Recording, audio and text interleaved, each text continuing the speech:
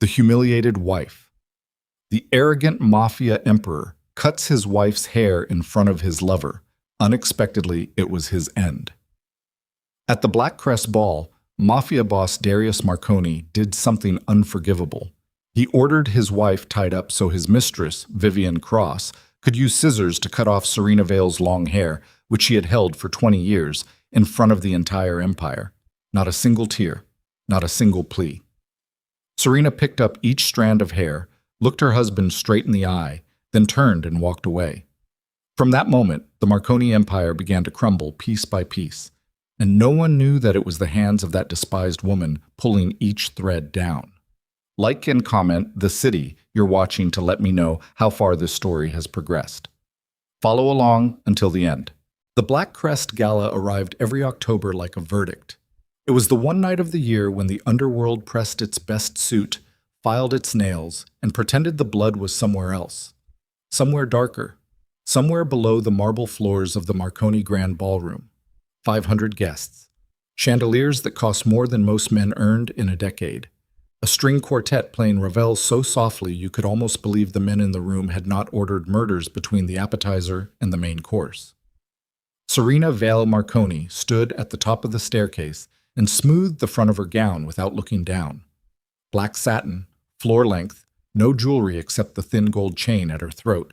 A piece she had chosen herself 19 years ago, 3 months after the wedding, when she understood that no one would be choosing things for her anymore. She was 41 years old. Her hair, dark as a closed room, fell past her waist. She had not cut it since before the marriage. She wore it pinned at the nape with a simple clasp, the kind of clasp that cost nothing and lasted forever. At the bottom of the stairs, Darius Marconi did not look up.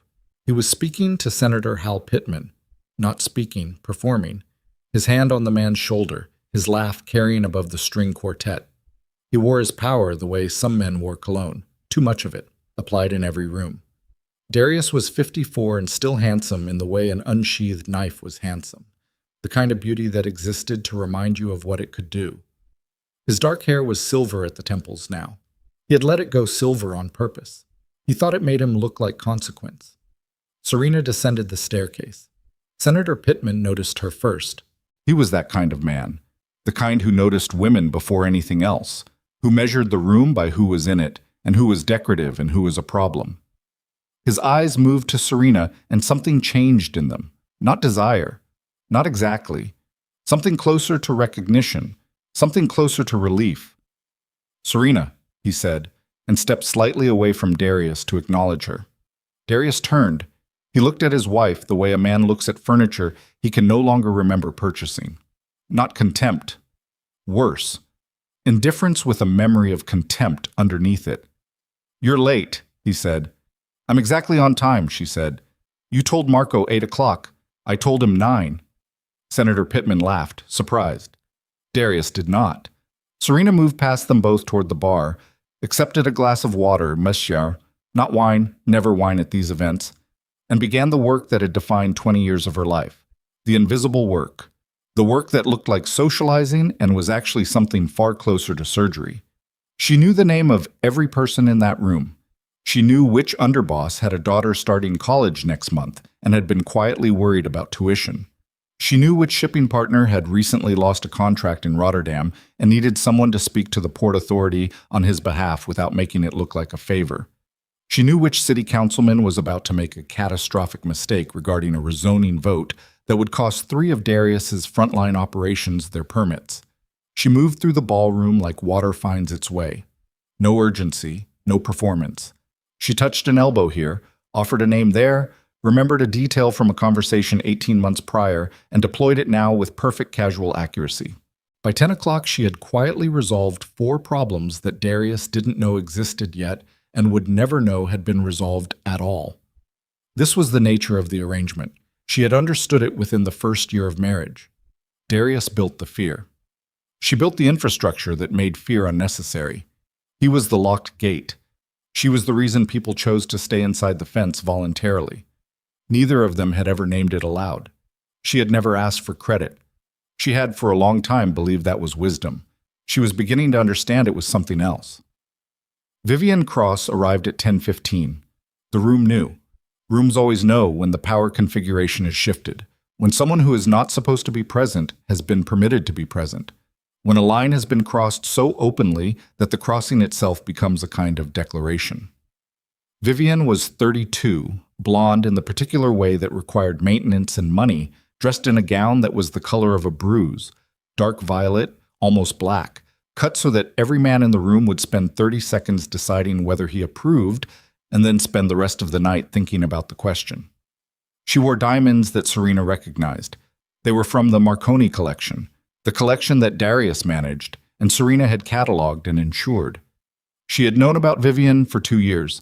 She had not done anything about it because doing something about it would have required spending a form of capital she was saving for something else, a purpose she had not yet named, but that she felt forming in the back of her mind the way ice forms underwater, slowly, without noise, in the dark.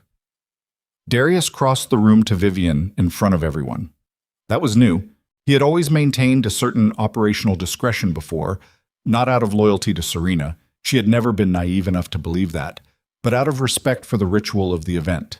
The gala was a professional occasion. It had rules. He was violating the rules, and he was doing it in front of every man whose cooperation he depended on. And the look on his face was the look of a man who had recently decided that the rules no longer applied to him. Serena watched from across the room. She did not change her expression. She was speaking with Elena Varro, the wife of underboss Gio Varro, who was telling her about the renovation at their house in Providence, the problem with the contractor, the tile that kept cracking in the master bath. Serena listened. She asked the right question at the right moment. She recommended someone, a specific contractor, a man named Aldrich who worked out of Bridgeport and was meticulous and fair and had done work for 2 other families without incident. Elena Varro wrote the name in her phone. She squeezed Serena's hand before moving on. Serena kept her eyes on her husband and his mistress. She noted the way Vivian's hand rested on Darius's chest, not affectionate, territorial. She noted the way Darius leaned into it. She noted the way Vivian's eyes moved across the room and found Serena and stayed there for 3 deliberate seconds before looking away. She filed all of it and kept it moving. By 11 o'clock, the dinner service had concluded and the ballroom had rearranged itself into the late configurations. Smaller conversations, darker corners, the sound of deals being made in the syntax of pleasantries. Serena was standing near the east wall with Bram Solano, the head of the Solano family's West Coast operation. A quiet man with a mathematical mind who had trusted Serena's counsel on 3 separate occasions over the past decade and had never been wrong to do so. They were discussing the structural problem with a port access arrangement that was due to expire in March, and Serena was explaining, without notes, from memory, the 3 possible remediation paths, their comparative costs, their relative legal exposure, and her recommendation, which was the middle option for reasons of sustainability rather than short-term gain. Solano was listening the way people listen when they are learning something. Then the room changed. She felt it before she heard it, a shift in the atmospheric pressure of the crowd, something tightening, something pulling toward the center of the room the way a current pulls toward a drain. She heard Darius's voice, louder than necessary, the voice he used when he was performing confidence to cover something else. Serena. She excused herself from Solano with a look. He nodded. He had been in enough rooms to understand when a look meant something. She walked toward the center of the ballroom where her husband stood with Vivian at his side and 2 of his personal guards flanking them in positions that were not quite natural, the positions of men who had been given specific instructions and were waiting to execute them. The crowd had opened, not dramatically, not the parting of something like a sea, but the subtle, instinctive opening that happens when people sense that what is about to occur is not something they wish to be standing inside of. They gave the couple a radius, a stage. "Come here," Darius said. Serena stopped 4 feet from him. "I'm here." "Closer." She looked at him. She looked at Vivian. Vivian had a small, careful smile, the kind that takes practice. The kind you wear when you want to project amusement without revealing the degree of satisfaction underneath it. In Vivian's right hand, Serena saw it, a pair of scissors. Silver, long-bladed, the kind used for fabric or paper or ceremonial ribbon cutting, not the kind you produce at a formal event unless you intend them to mean something. Serena's body understood before her mind finished the sentence. Her stomach tightened, her breath shortened by a quarter measure. A fraction. Nothing visible. She made it invisible. She had spent 20 years making things invisible. "What is this?" she said. It was not a question. "A gift," Darius said. "Vivian has been asking me about your hair for months. She says it's wasted on someone who doesn't appreciate what she has." A beat. The room said nothing. The string quartet had stopped. Serena could hear the ice shifting in someone's glass 20 feet away. "Tell your men to step back," Serena said. "Tell them yourself," Darius said. The two guards moved, not toward her. They were more subtle than that, but into position, flanking. The geometry of it was clear. This had been planned. The scissors, the guards, the positioning in the center of the room. This was a performance that had been choreographed before the evening began. Darius had decided at some point in the preceding week or month that he wanted to do this here, publicly, with witnesses who would carry the image home with them. He wanted them all to see. She looked at him. She looked at him the way you look at something you have studied for 20 years and have finally finished understanding. He was watching her face for something, for the crack. For the moment the composure failed and the thing underneath it showed itself. The fear, the humiliation, the begging. He wanted those things. They were the point. She gave him nothing. "Darius," said a voice from behind her. Bram Solano. He had followed. "This isn't the time or the—" "Bram." Darius's voice went to its lower register. "I would recommend sitting back down." A pause. Then the sound of Solano's footsteps retreating. Not from cowardice, she understood that, but from calculation. He was a practical man. He would file this moment and return to it later. Vivian stepped forward. She held the scissors lightly, casually, like they were an accessory. She was performing casualness the same way Darius performed confidence, using it to cover the intention underneath. "Just a trim," Vivian said.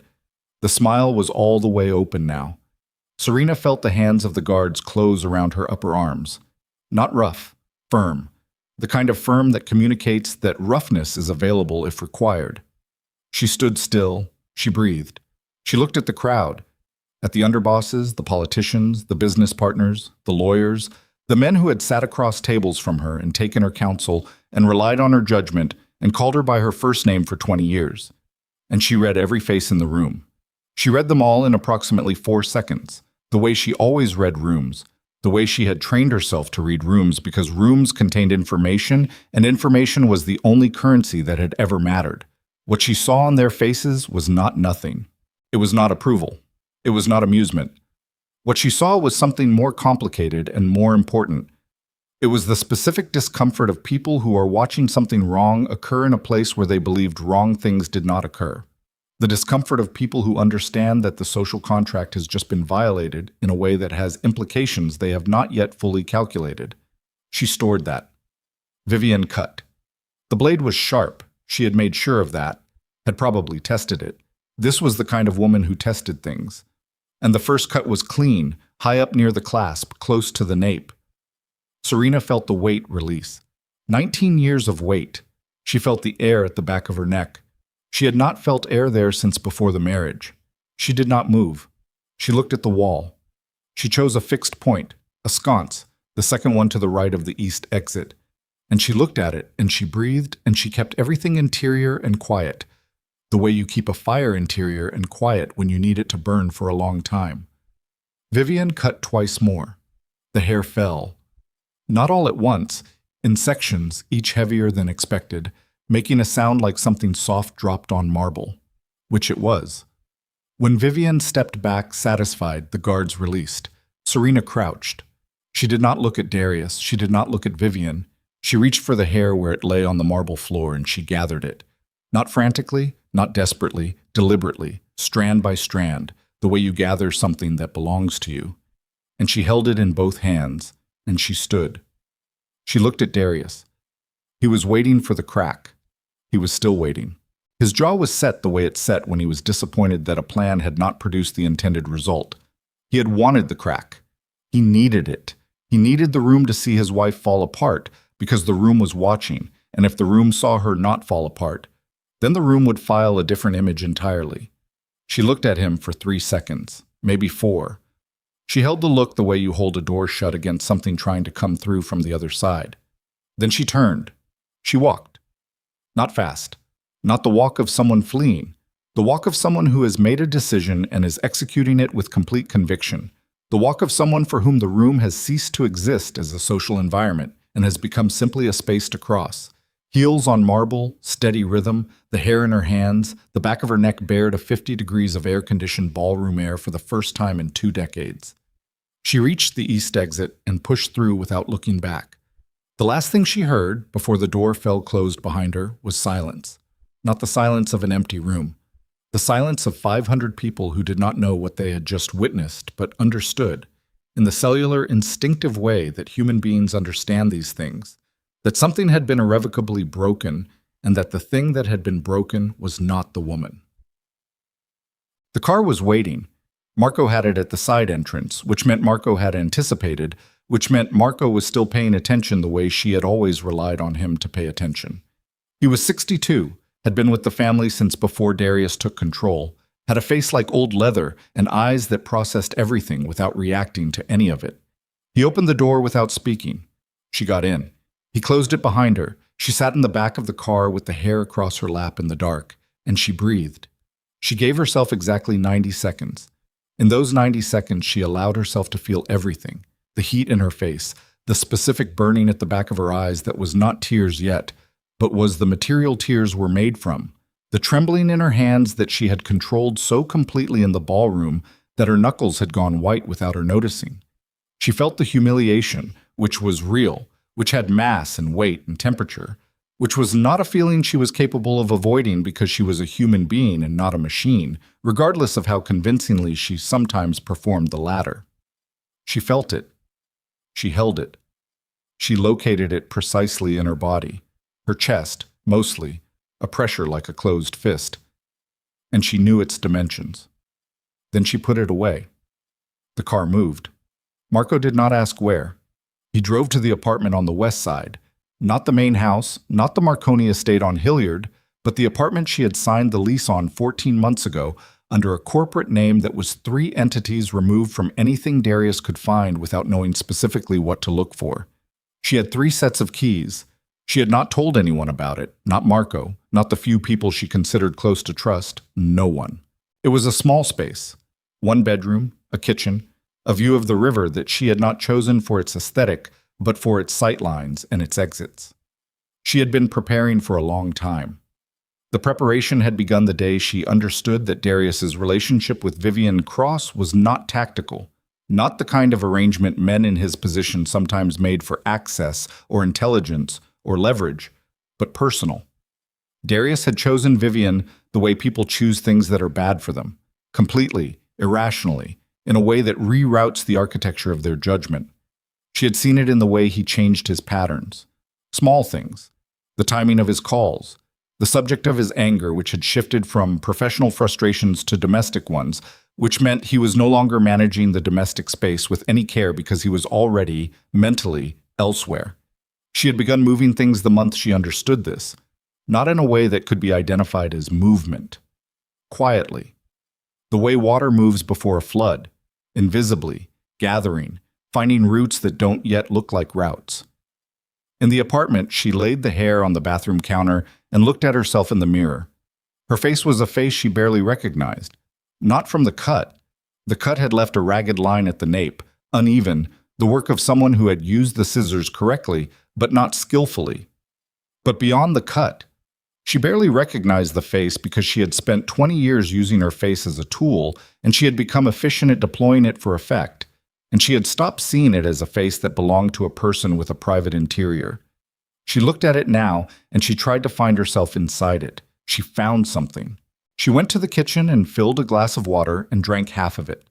Then she opened the second drawer to the left of the sink, the one that appeared to contain nothing but dish towels, and she removed the phone from underneath the dish towels.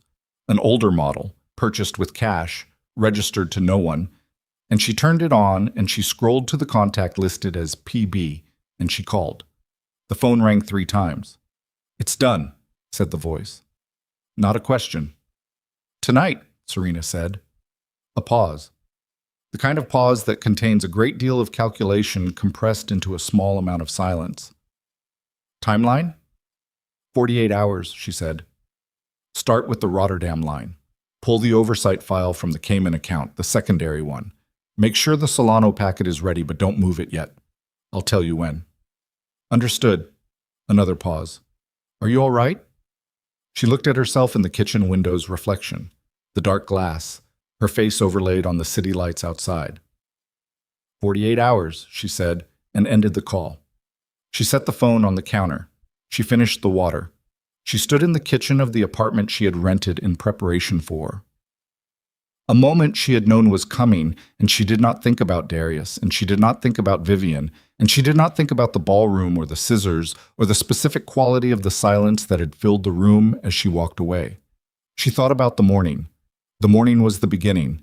The morning was where the work started. She had a great deal of work to do, and she had prepared for it carefully, and she was not afraid of it.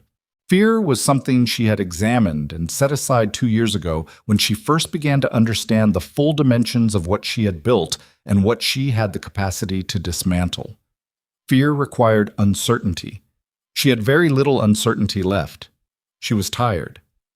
That was the thing she had not accounted for, the thing that had no place in her calculations and kept finding a way into them anyway. The tiredness that had accumulated across 2 decades of invisible work, of being indispensable without acknowledgement, of maintaining an empire whose profits she never touched and whose credit she never claimed. The tiredness of being the reason something ran and being invisible enough that no one considered what would happen if she stopped. They were about to find out. She went to the bedroom and sat on the edge of the bed in the dark, and she let herself be tired for exactly the amount of time it took to understand that she could carry it, that it was not going to stop her, that tired was not the same as done. Then she lay down. She did not sleep immediately. She lay on her back in the dark and listened to the city outside. The low frequency of traffic, the distant complaint of a siren, the ambient noise of a place that did not know it was about to become a theater for something it had not anticipated. Her hands rested open on the covers, palms up.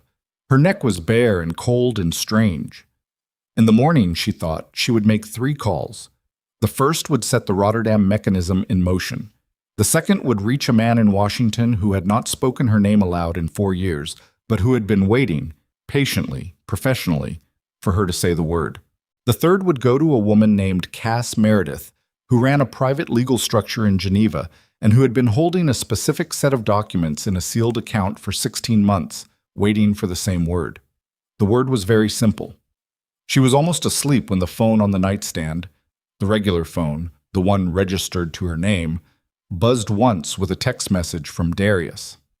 She didn't need to read it to know the content, a variation of something she had received before, in other tones at other intensities, at other points in the long narrative of their marriage, when he had gone too far and was now performing just enough contrition to reestablish the equilibrium without actually altering the behavior.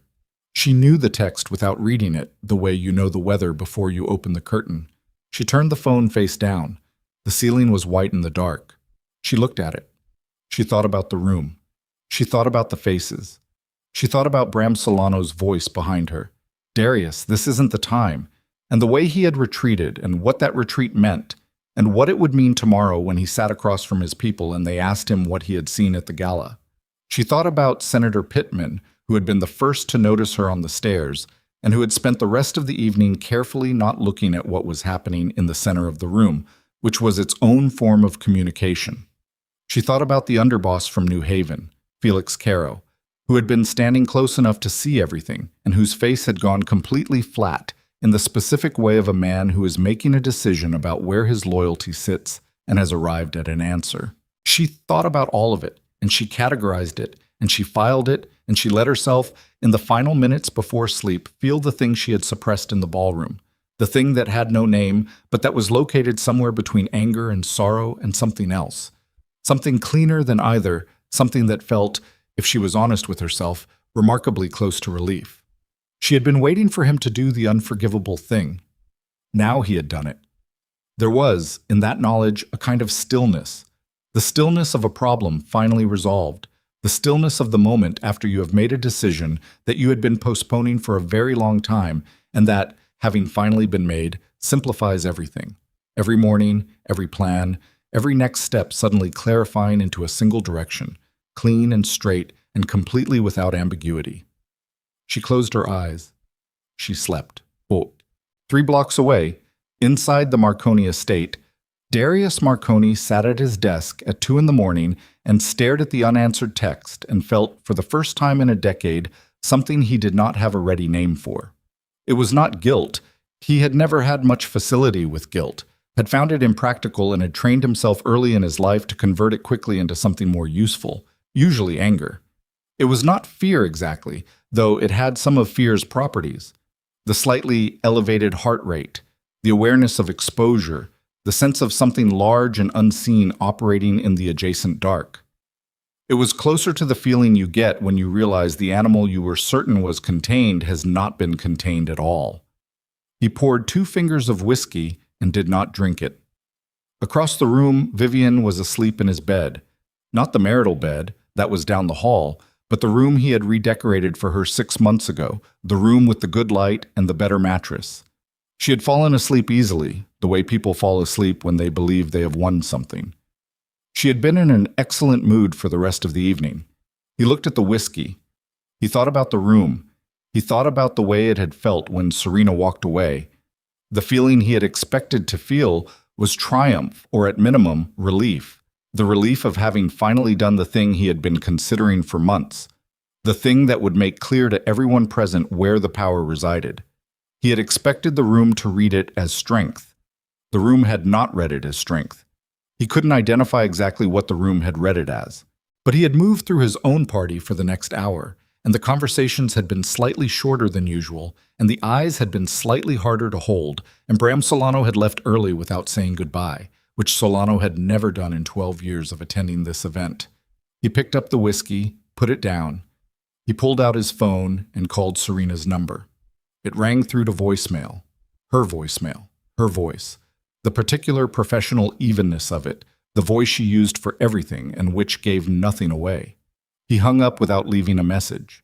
He sat for another 20 minutes in the dark, and the feeling he couldn't name sat with him, and neither of them moved, and outside the window the city kept moving in its indifferent way, carrying the image of what had happened in the ballroom forward into the next day, passing it between people in cars and back rooms and kitchen tables, carrying it toward all the places it would land and all the decisions it would set in motion, rolling forward through the dark like something that had been released and could not be recalled, like scissors on a marble floor, like hair, like the sound of one set of heels walking away from everything and not looking back. The morning after the Black Crest Gala, the Marconi estate woke up wrong.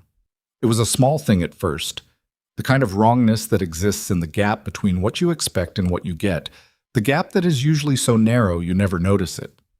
The housekeeper, a woman named Petra who had worked the property for 11 years, arrived at 6:15 to find the kitchen already cold. No coffee. The timer on the machine had not been set the night before. Serena had always set the timer. Petra stood in the kitchen for a moment looking at the machine, and then she set it herself and said nothing to anyone. But she felt the absence the way you feel a draft. Not dramatically, not as an event, but as a persistent, low-grade wrongness that followed her through the morning. By 7, Darius was at his desk. He had not slept well. He had slept the way men sleep when they are not willing to admit they are troubled. In short intervals, surfacing repeatedly into the dark, lying still and listening to a silence that had something in it. He looked worse than he expected when he passed the mirror in the hallway. Not old, something more precise than old. The look of a man who has made a move in a game and is waiting to see how the board has changed and is not entirely confident he has calculated correctly. His phone showed no response from Serena. He called her again at 7:10. Voicemail. He did not leave a message. He called Marco at 7:15. Marco answered on the second ring, which he always did, and said, "Good morning," the way he always did, with the same inflectionless professionalism he had maintained for 30 years. "Where is she?" Darius said. A pause. Not long. Half a beat. "I drove Mrs. Marconi home last night," Marco said. "Home where?" Another pause, fractionally longer. "She asked me to take her to her sister's place," Marco said. In Westfield. Serena did not have a sister. Darius knew this.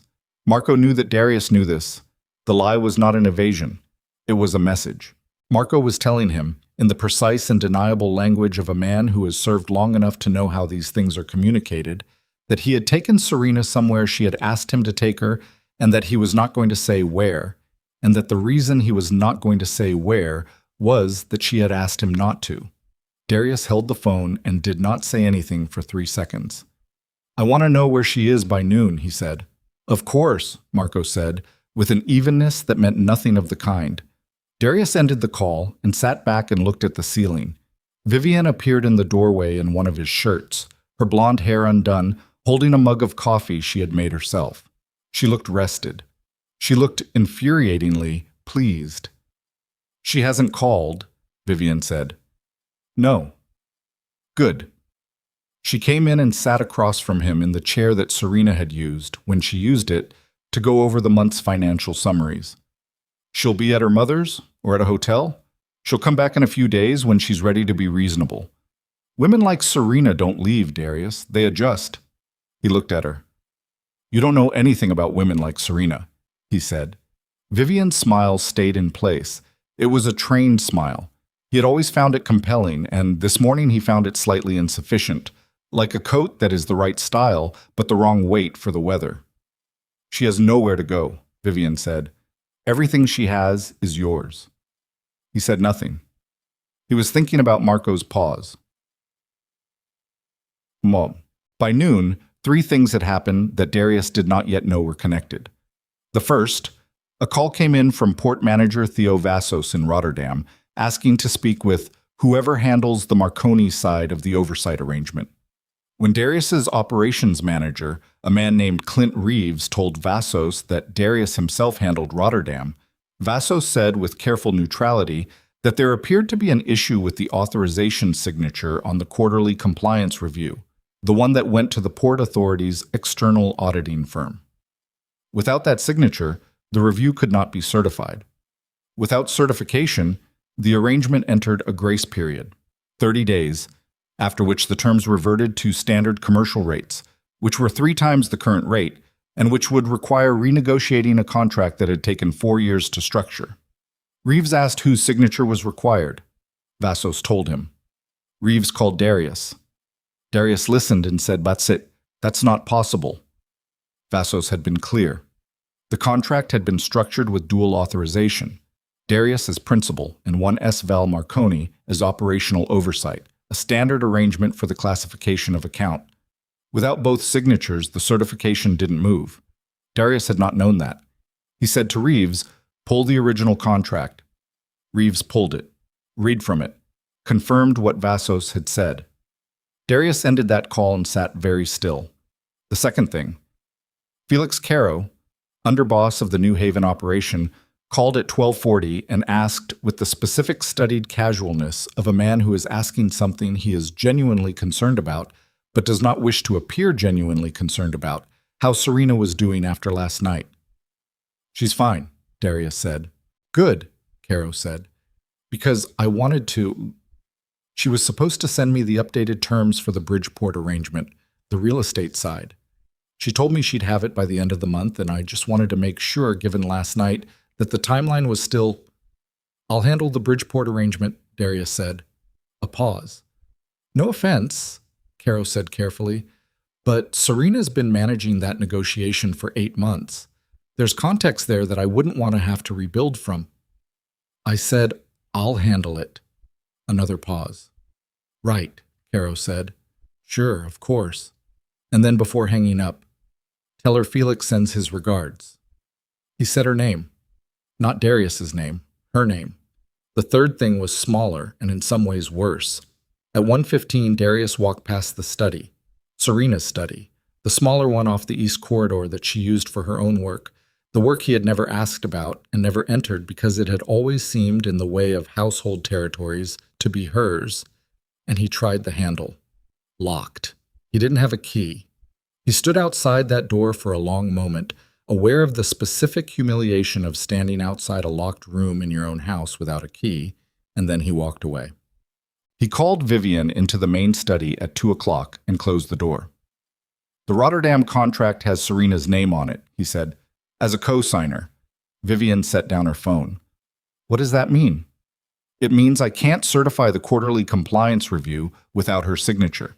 It means we go into a grace period in 30 days. It means the contract terms revert." Vivian absorbed this. "Can you challenge it? Legally?" "I'm having the lawyers look at it." He paused. "But the contract was structured that way on purpose. It's not a mistake." He looked at her. She knew. She built it in. Vivian's expression shifted. Not dramatically, but he knew her face well enough to read the shift. It was the shift of a person whose model of a situation has just been updated by a piece of information that didn't fit the model. "There'll be others," she said carefully. "Yes," he said. "There will." He picked up the Rotterdam file and he looked at it, and he thought about the 4 years it had taken to build that arrangement, the people involved, the specifics of how the deal had been structured, the navigation of international regulatory frameworks that had been handled by a person who apparently had not trusted him enough to structure it with his name alone. He had not known. That was the part. He had not known. He thought about the number of times over 20 years he had watched Serena work, the calls, the meetings, the documents she reviewed and the ones she drafted, and he had processed it as management, as administration, as the domestic and organizational support that kept the household and its adjacent operations running smoothly. He had never asked for an accounting of it. He had never asked to see the contracts. He had never asked. He had assumed. That was the word. Sitting there like something he had stepped on in the dark. He had assumed. "Find her," he said to Vivian. "I'm not your... Find her." His voice went to its lower register. "Call whoever you need to call. She's been gone since last night and I need to speak with her." Vivian looked at him for a moment with an expression he couldn't entirely read. A compound expression, something between irritation and the first faint edge of something that was not yet fear but was its precursor. The awareness that the situation she had assessed as resolved was possibly not resolved at all. "All right," she said. She was not at a hotel. Not at any hotel in the city, under any name that Vivian's contact could turn up. She was not at the Marconi Properties, the house in Greenwich, the apartment the family kept on the Upper East Side for when business required Manhattan proximity.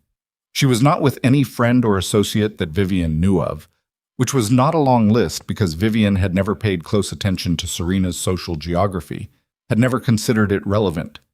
It was beginning to feel relevant. At 4 in the afternoon, Darius's lawyers called. The Rotterdam contract was structurally sound and enforceable. The dual authorization clause had been included at the time of origination and had been accepted by all parties. Serena's status as co-signer was not incidental. She was listed as Operational Oversight Director, a designation that carried specific legal weight under the contract's governing jurisdiction. To remove her from the contract would require her consent, or a legal challenge that would take considerably longer than 30 days and would, in the interim, expose the arrangement to exactly the kind of scrutiny that arrangements like this one were structured specifically to avoid. Darius listened to all of this and then said, "What else?" The lawyer, a careful, thorough man named Weston, who had worked for the Marconi family for 9 years and had a gift for delivering bad news in the voice of someone delivering weather, said that his team had been doing a preliminary review of the operational agreements at Darius's request, the ones touching Serena's name, and that the Rotterdam contract did not appear to be anomalous. "How many?" Darius said. Weston told him. Darius did not say anything for a long time. "Get me the full list," he said, and hung up. He stood at the window of his study and looked out at the grounds, the long lawn, the gravel drive, the stone wall at the perimeter, and he breathed in a way that was not quite controlled, in a way that a man breathes when something he believed to be contained has revealed itself as not contained at all, when the perimeter he thought he was standing inside turns out to be a perimeter around something else entirely, something he is not the center of. Vivian found him there at 5. "She's not anywhere obvious," Vivian said. "My contact ran the hotel registries. The—" "Stop!" Darius said without turning from the window. Vivian stopped. "How much do you know about what she did?" he said. what she actually did, day to day. A pause. She managed the household, Vivian said. The social schedule, the operational contracts, Darius said, the alliance agreements, the political relationships. He turned. Do you know what the Rotterdam arrangement is? The port access? It's 40% of our Northern European throughput. 40%. He looked at her. Her name is on the contract, not mine, hers, as the operational oversight director. Which means without her signature, in 30 days, we lose the certification and the contract reverts to standard commercial terms, and we either pay 3 times the rate or we renegotiate from the beginning, which takes years and requires the cooperation of people who, at this moment, are calling to ask how my wife is doing. Vivian was very still. There are others, Darius said. Weston is pulling the full list, but we already have 17. 17 operational agreements with her name on them in a capacity I was not aware of. He paused. In my own organization. The word "my" landed wrong in the room. He heard it land wrong. He did not acknowledge it. She'll sign them, Vivian said. Her voice had found its certainty again, the voice she used when she was recalibrating. She needs you as much as she left last night without a word. She's not answering her phone. She's not at any property I can identify. He looked at Vivian, and he said it flatly, without inflection, the way you say a thing that you are still in the process of believing. She doesn't need me. The silence in the room was a particular kind, the kind that forms around a sentence that has changed the shape of the space it was spoken in. Vivian opened her mouth, closed it. Fix this, she said finally. Call her. Apologize if you have to. Whatever you said last night at the gala, what I said last night, he repeated. His voice had something in it now, something quieter and more dangerous than anger. You were there, Vivian. You had the scissors. She looked at him. There it was. The edge of the thing she had not been willing to look at directly, the fault line in the architecture of what they were, the place where the weight of last night was sitting and pressing and threatening to open. You asked me to, she said. Yes, he said. I did. He turned back to the window. Outside, the light was going, the late afternoon gray of an October sky refusing to go completely dark, holding on. He pressed 2 fingers to the glass. Cold came through. Get out, he said. Quietly. Go do whatever you were doing. I need to think. She left without touching him. Arsène. At 7 that evening, Bram Solano called. Darius answered because not answering Solano was not something he was prepared to do. Not yet, not with the full picture still assembling itself in his peripheral vision like a shape emerging from static. Bram, he said. Darius. A pause that was calibrated, that carried information in its length. Wanted to check in. Gala was eventful. It was, Darius said. We had a situation. It's managed. Serena all right? She's fine. Taking some time. You know how it is. Another pause. I don't actually, Solano said. I've been married to the same woman for 28 years, and I've never... He stopped. Restarted. I wanted to ask you something directly, Darius, because I think you deserve a direct question. Ask? The Bridgeport arrangement that Serena was managing, the real estate consolidation. I have a meeting with the title company next Thursday, and there's a structural question they need answered. It's a question about the beneficial ownership layer, something only Serena would know the answer to because she built the layer. Felix told me you said you'd handle it. I will. Darius. Solano's voice was patient and careful, the voice of a man who has lived long enough to know that some conversations need to be had directly regardless of discomfort. I've been watching you run this organization for 12 years. You're a remarkable operator, but the deals that Serena managed, I want you to understand that from the outside, from where I'm sitting, those deals don't look like administrative support. They look like the architecture, the foundational work. Darius did not say anything. I'm not trying to insult you, Solano continued. I'm telling you because I think you need to hear it from someone who isn't going to sugarcoat it. Whatever happened last night, and I'm not going to weigh in on that, that's between the two of you. It would be a serious mistake to let it become a professional rupture before you understand what you're working with. I understand what I'm working with, Darius said. I hope so, Solano said. And then, with a gentleness that was somehow worse than directness would have been. Call her, Darius, properly, not to manage her, to listen. He hung up. Darius sat with the dead phone in his hand, and outside the window the city came on in its 10,000 lights. And somewhere in those lights, in a room he couldn't find, the woman who had built his empire in silence was not sitting still. He knew it the way you know a thing in your chest before your mind catches up with it, the way you know the weather is changing before any instrument confirms it. She was not sitting somewhere waiting for him to call. She was not adjusting. She was not going to come back in a few days and be reasonable. She had walked away from that ballroom like someone who had already decided. And he, Darius Marconi, who had spent 30 years reading rooms and reading people and building a kingdom on the premise that he understood the board better than anyone in it, he had not seen it. He had looked directly at it, at her, for 20 years, and he had not. He had not seen it. The sentence sat there unfinished in the study, in the dark, in the specific silence of a man who has run out of the particular kind of confidence that requires not looking too closely at anything. Darius set the phone down on the desk. He did not pour the whiskey this time. He just sat. He sat for 40 minutes without moving. Then he called Weston. The list, he said. Weston read it. All 23 agreements, port access in Rotterdam, real estate consolidation in Bridgeport, a dormant emergency clause in the Solano family compact. Not an agreement exactly, more of a protocol, a procedure activated only under specific conditions and only by Serena's authorization. A financial management structure across 4 offshore accounts in the Cayman secondary tier, structured so that operational access required her signature alongside a rotating third-party confirmation she had established. A political consulting arrangement with Senator Pittman's office, technically a private retainer, billed through a corporate entity 3 removes from the Marconi name, maintained by Serena for 11 years without interruption.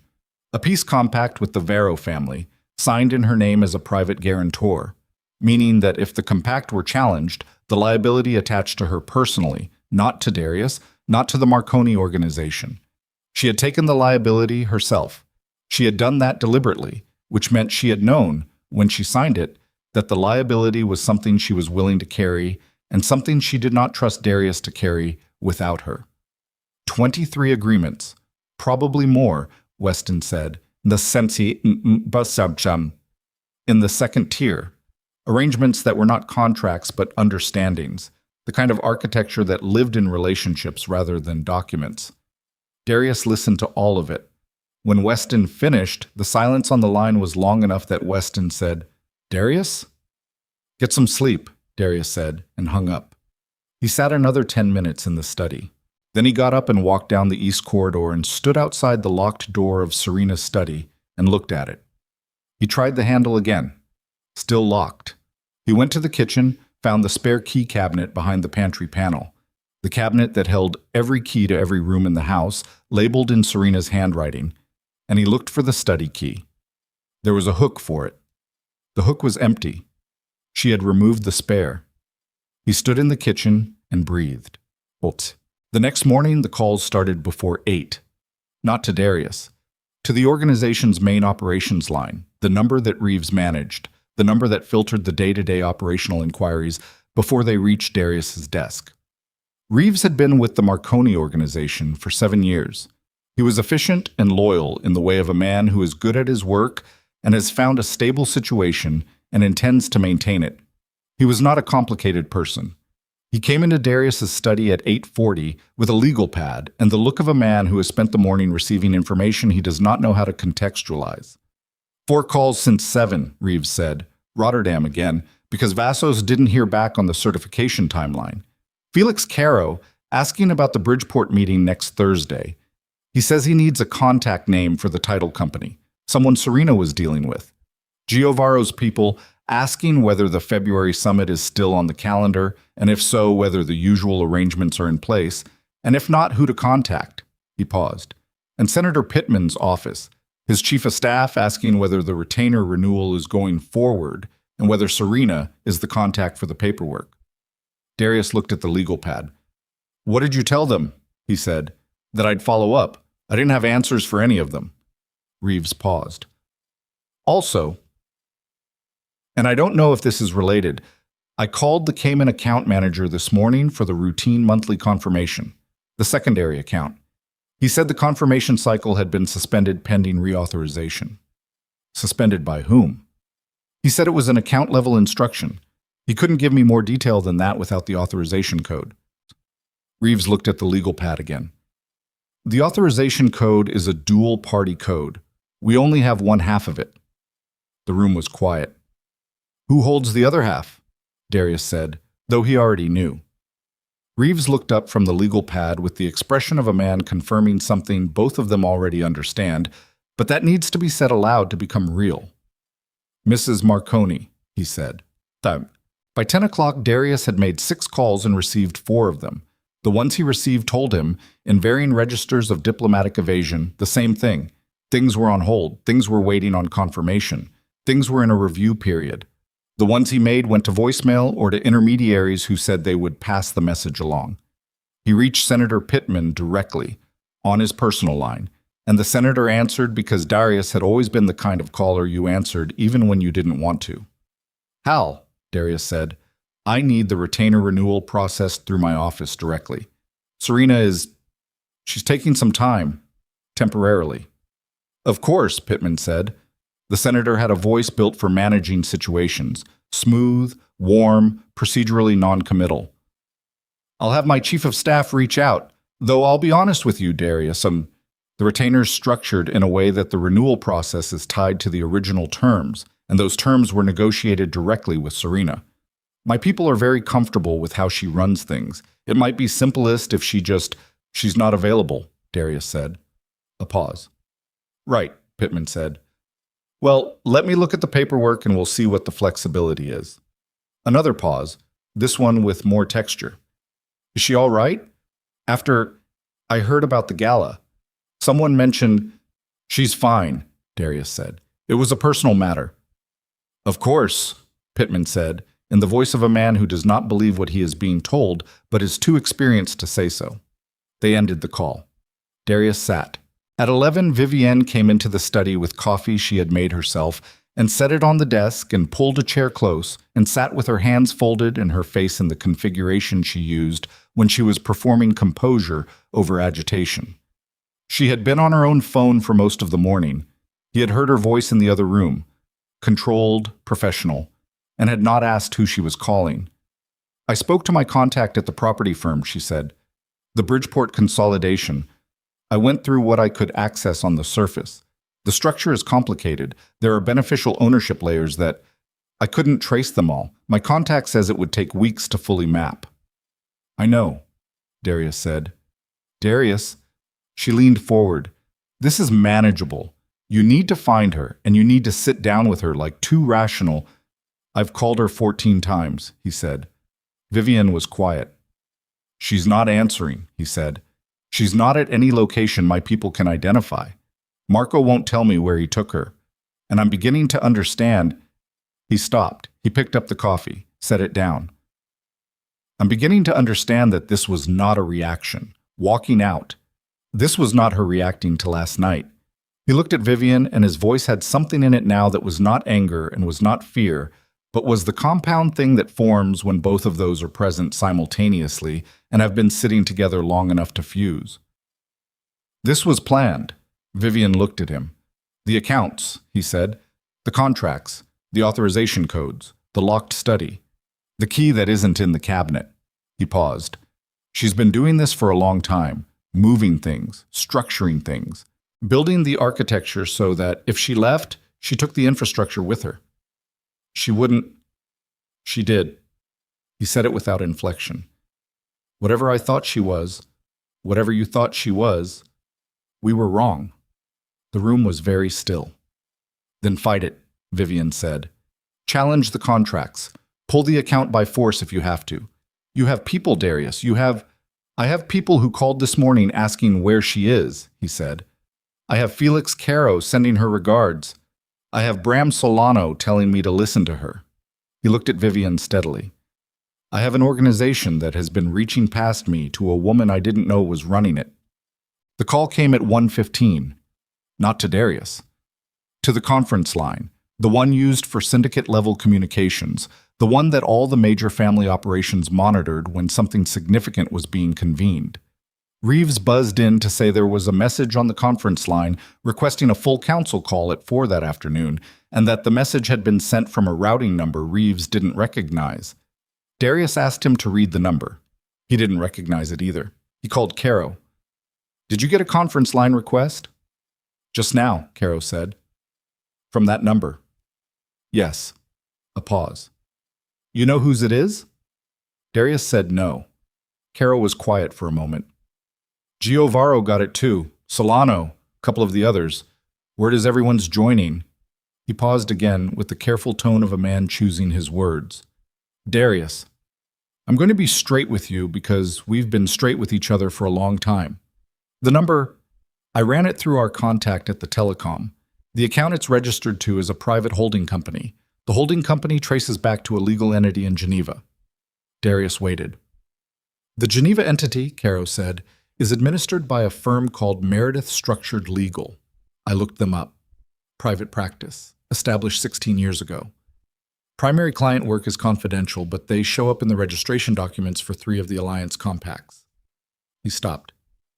"Darius, the client name on the Meredith registration, the founding client, is S. Vale." The name sat on the line between them, not Vale Marconi. Vale. Her name before the marriage. Darius said nothing for a long time. "I'll be on the call," Caro said, with something in his voice that was not apology, but was the closest a man like Caro came to it. "I owe you that. I'll be on the call and I'll hear what there is to hear." Darius ended the call. He stood up from the desk and walked to the window. The same window, the city outside, the cold pressing against the glass. And he stood there and he understood. In the specific totality of a man who has been wrong about something foundational for a very long time, the shape of what had been built around him.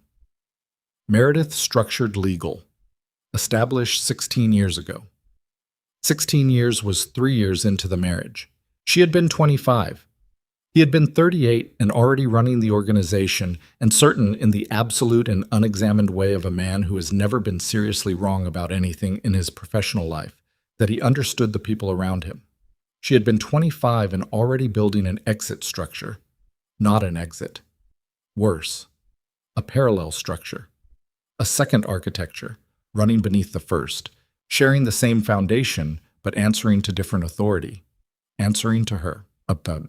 The call convened at 4. Darius was on it. He had not intended to be, but he understood that not being on it was not an option, that not being on it would communicate a specific thing to the 20-odd family representatives who would be listening, a thing he was not prepared to communicate. He opened the line at 3:58, said nothing. Listened to the ambient presence of other connections joining, the small sounds of professional men settling in, background noise suppressed, the electronic quiet of a channel being taken seriously. At 4 exactly, she spoke. Her voice was exactly what it had always been. No different. He had prepared himself for something different, something revealing, some note of triumph or anger, or the specific emotional register of a person executing a plan long held. There was none of that. There was just her voice, even and precise, and carrying the weight of someone who has earned the right to be heard in a room. "Thank you for joining," Serena said. "I'll be brief." She was brief. She laid it out without dramatics, without editorializing, without a single word more than required. She identified herself, not as Serena Marconi, as Serena Vale, which landed in the room with the quiet impact of a door closing. She described the structure she had built over 16 years, the Geneva entity, the Meredith legal framework, the role she had played in the origination and maintenance of the key operational agreements. She described the current status of those agreements, the authorization requirements, the certification gaps, the pending review periods. She described, with specific precision, the assets held in the secondary Cayman tier that were not accessible without her cooperation. She did not threaten. She did not accuse. She stated facts in the voice of someone who has had a long time to prepare and has chosen to be economical. Then she said, "The alliance we built together, all of us, over many years, was built on trust, on mutual accountability, and on the understanding that stability was worth more than short-term dominance. That was always the foundation. Not fear, not force." A pause. That foundation is still intact. The question is what we choose to build on it from here. Silence on the line. Then Bram Solano's voice. "Serena, are you safe?" "Yes," she said. "Are you willing to meet? The full council?" A pause. A short one. "Yes," she said. "On neutral ground. Geneva. 1 week from today. I'll send the address through Cass Meredith's office." Then she said, "I won't keep you longer. You all have the information you need." And then specifically, without any additional weight, without any performance of significance, "Darius." He said nothing. He breathed. "I'll see you in Geneva," she said. The line closed. The conference channel held the ambient presence of 20 men who were not speaking and were not leaving, the specific loaded silence of people who have just received information that has reorganized the landscape they thought they understood. Then, one by one, connections began to drop, the small electronic sounds of exits, until the channel was quiet. Darius was the last one on it. He sat in his study in the empty channel, and he pressed the heel of his hand against his sternum, where the pressure had been sitting all day, had been sitting for 2 days, and he breathed and he tried to construct a response to what had just occurred, and he found that the construction was not happening the way it normally happened, that the machinery he relied on to translate situation into action had stalled somewhere in the gap between who he had believed Serena to be and who she had just revealed herself to be. Across every line of the call, across 16 years of a marriage he had understood as one thing, and that had apparently been another thing entirely. That had been hers. The door opened behind him. Vivienne. "I heard," she said. She was in the doorway, one hand on the frame. Her face was the face of a woman recalculating, doing it quickly, doing it with the efficiency of someone who has survived by recalculating quickly. "Darius, the Geneva meeting. You can't go with empty hands. You need a counterposition, a legal challenge to the contract structure, something that gives you leverage before—" "Get out," he said. "I'm trying to help you." "Vivienne." He turned in the chair and looked at her, and his voice was entirely flat, all the registers stripped from it, and he said it one more time. "Get out of my study." She looked at him for a moment with the particular expression of a person watching something shift that they had believed was fixed. Then she left. He turned back to the window. Geneva. 1 week. Neutral ground, which meant it was not neutral at all. It was her ground, her structure, her lawyer's office, the entity she had built before she was 30 and had maintained for 16 years and had activated at the moment of her choosing. She would walk into that room as the founder of the legal architecture that underpinned the entire alliance. She would sit across from the council he had built, and they would look at her and they would ask her questions and they would listen to the answers, because the answers were the ones that mattered. He would be present. He would be heard. But the question of whether he would be central, the question of whether the room, which had been his room for 30 years, would understand him as the axis around which it turned. That question had been answered tonight, not by Serena, by 20 men who had listened to her speak for 12 minutes and had not challenged a word. He needed leverage. He needed something she had not accounted for, something he could bring to Geneva that would rebalance the room, that would remind the council why they had come to him in the first place, why fear had been a reasonable organizing principle, why a man who had spent 30 years building something by force had a claim that a woman with a legal structure in Geneva did not. He needed Vivienne to find something. The thought arrived, and he sat with it, and he felt underneath it the other thought, the one he didn't want to sit with, which was that the reason he was thinking about Vivienne as a resource was that he had no other resources that were his alone, that were not in some way touched by Serena's architecture, that were not subject to her authorization or her network or the 16 years of relationship she had built in the invisible spaces of his organization. He thought about Marco, who had driven her somewhere he would not name, He thought about Petra, who had come into the kitchen this morning and found no coffee made and had said nothing to anyone. He thought about the study key that was not in the cabinet. He thought about what it meant that the woman he had held still while another woman cut her hair had not shown up to the council call as a victim, had not shown up as anything wounded, had shown up as the founder, had shown up as the person who had built the thing they were all sitting inside, who had structured the compacts and the agreements and the emergency protocols and the political relationships and the offshore access codes, who had done all of it quietly, without credit, for 19 years. Not because she had no power, but because she had understood at 25 that visible power in his world was contingent and fragile, and that the kind of power that lasts is the kind that is built into the foundation where no one thinks to look for it. He sat with that thought until it finished forming. Then he picked up the phone and called Vivian back. Fuck. She came in without the coffee this time. No props.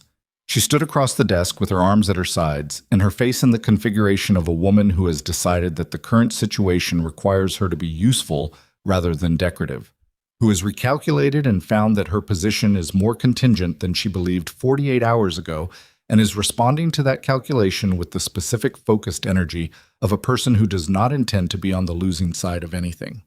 I need everything you have on Meredith Structured Legal, Darius said, the Geneva entity. I need the founding documents if they're accessible, the client registration, any public filings. I need to know the full scope of what she built through that structure before I walk into that room. I can have someone in Geneva by tomorrow morning, Vivian said. Do it. He paused. And I need the Vero compact, the original. Get it from Weston. Tell him it's urgent. The Vero compact has her name as guarantor. You already know. I know what it has. I want to read it myself. She left. He opened his laptop.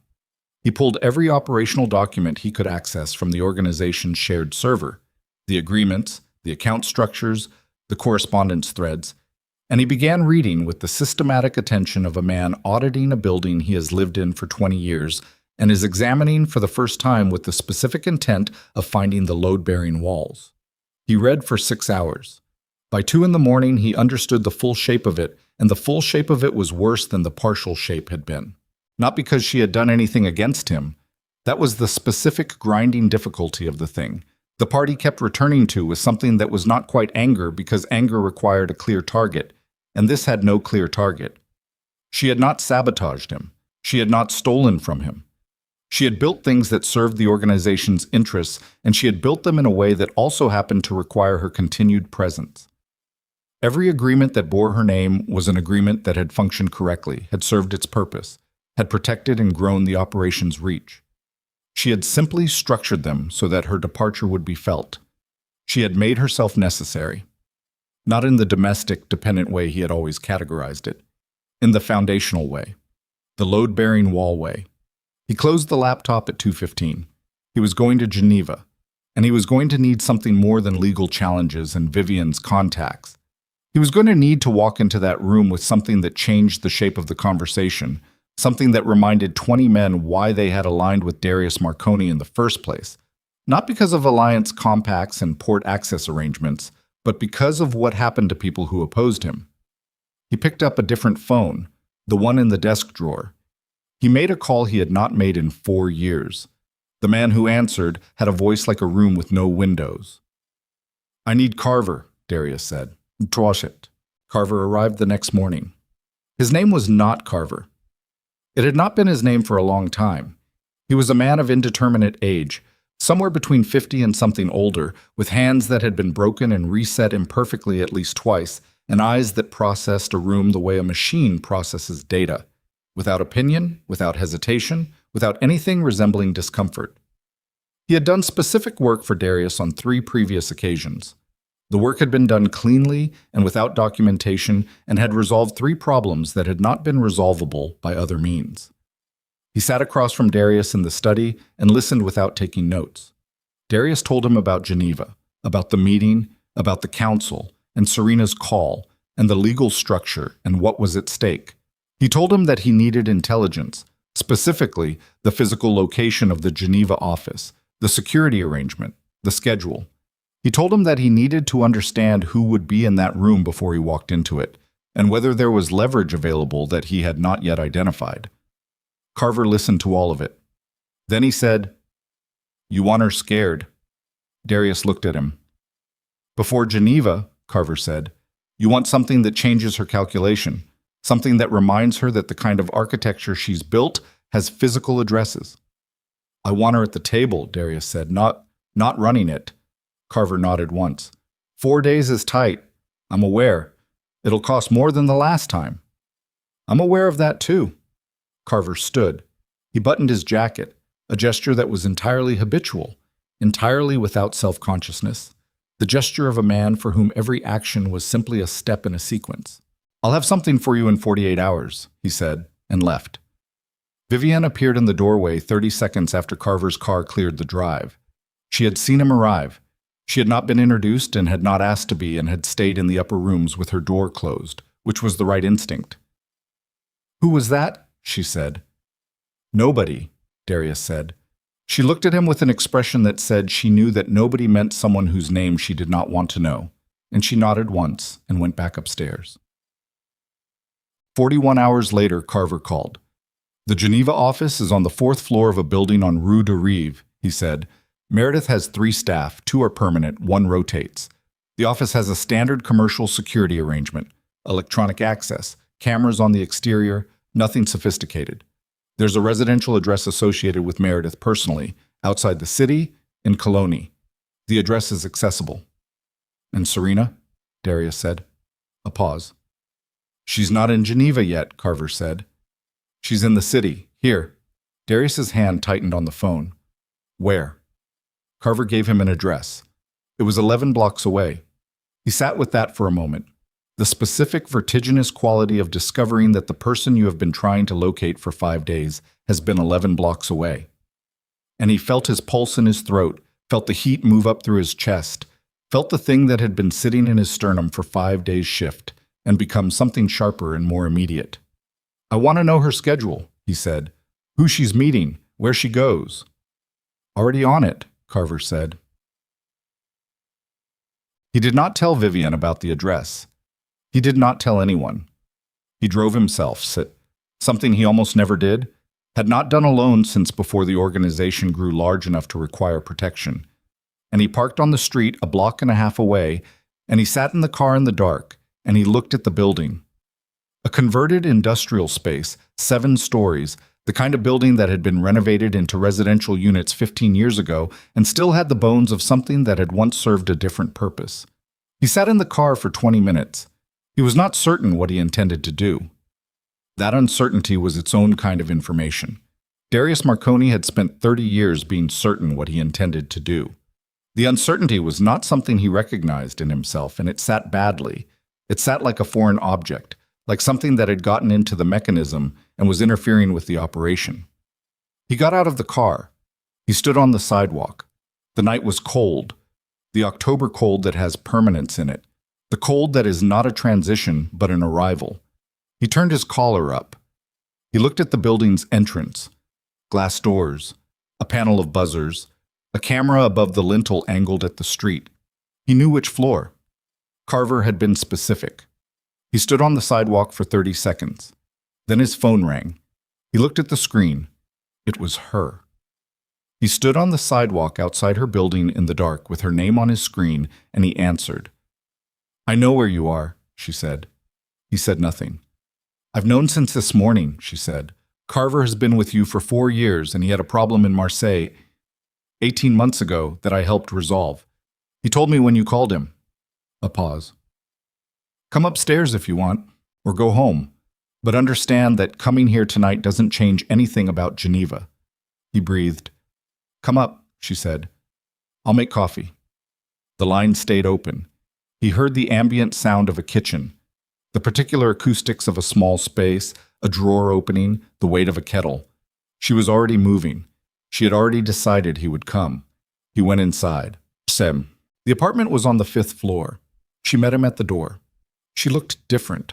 Not worse. He had expected worse, had expected the 5 days to show on her in the specific way of someone who has been under pressure. She looked instead rested, stripped. The short hair was still uneven at the back, but she had not tried to correct it, had let it be what it was, and it did something to her face. Made it more angular, more direct, like a room with the furniture taken out that suddenly shows its actual proportions. She was wearing a plain dark sweater and no shoes, and she held the door open with one hand and looked at him with the look she had been looking at him with for 20 years. The look he now understood he had never properly read. He came in. The apartment was small and clean and almost entirely without decoration. A table, 2 chairs, a kitchen counter, a bookshelf with papers on it that were not books. A window with the city below. It did not look like a hiding place. It looked like a place someone had chosen. She poured 2 coffees, set one in front of him at the table, sat across from him and wrapped both hands around her own mug and looked at him and waited. He did not know where to start. "Carver," he said finally. "Yes." "You've been running a counterintelligence operation," he said, "inside my organization." "I've been maintaining relationships," she said. "The same way I've always maintained relationships. The difference is that you never asked who those relationships were with." "Carver works for me. Carver has a daughter in Marseille who needed help 18 months ago," she said. "I helped. People remember things like that." She paused. "You've been sitting outside this building for 40 minutes, Darius. What did you come here to do?" He looked at her. "I don't know," he said. It came out before he could construct a better answer, and once it was out, he understood it was the only accurate one, the only thing he could have said that was not a position or a gambit or a performance of a thing he no longer had the infrastructure to perform convincingly. She looked at him for a long moment. She did not soften, but something in the quality of her attention shifted. Fractionally, the way a lens adjusts, the way something comes into focus that was previously slightly blurred. "Geneva is in 4 days," she said. "I know." "You're going to walk into that room," she said, "and you're going to have 2 options. You can fight the contracts, challenge the structure, try to reassert control by force. Your lawyers will drag it out for months. The relationships will fracture in the interim. The Rotterdam certification will lapse.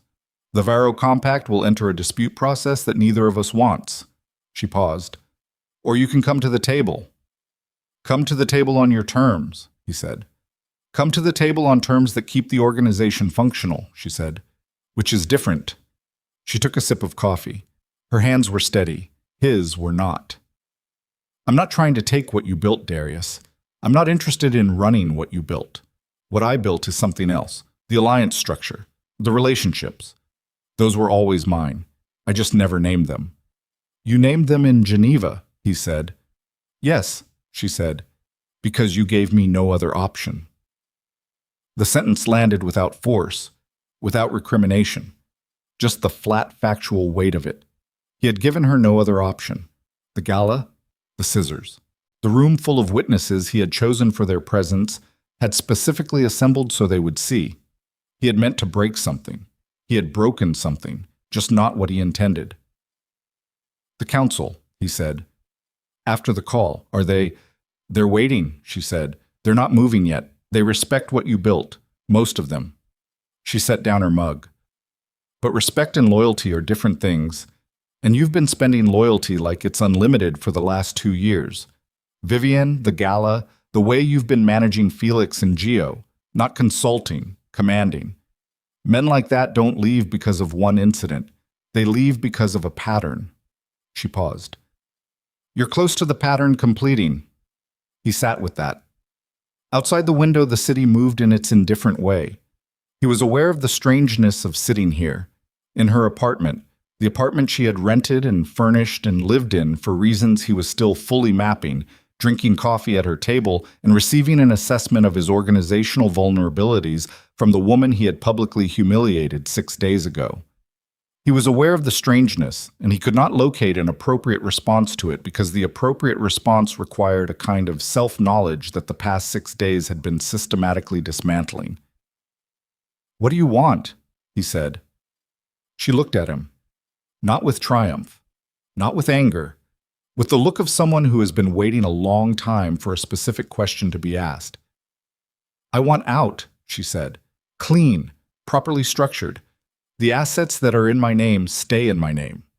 The alliance architecture transfers formally to the council as an independent body, not under your control, not under mine, accountable to all the families collectively. The Meredith structure becomes the legal framework for that body. She paused. You keep the operational organization, the ports, the real estate, the political relationships that were genuinely yours.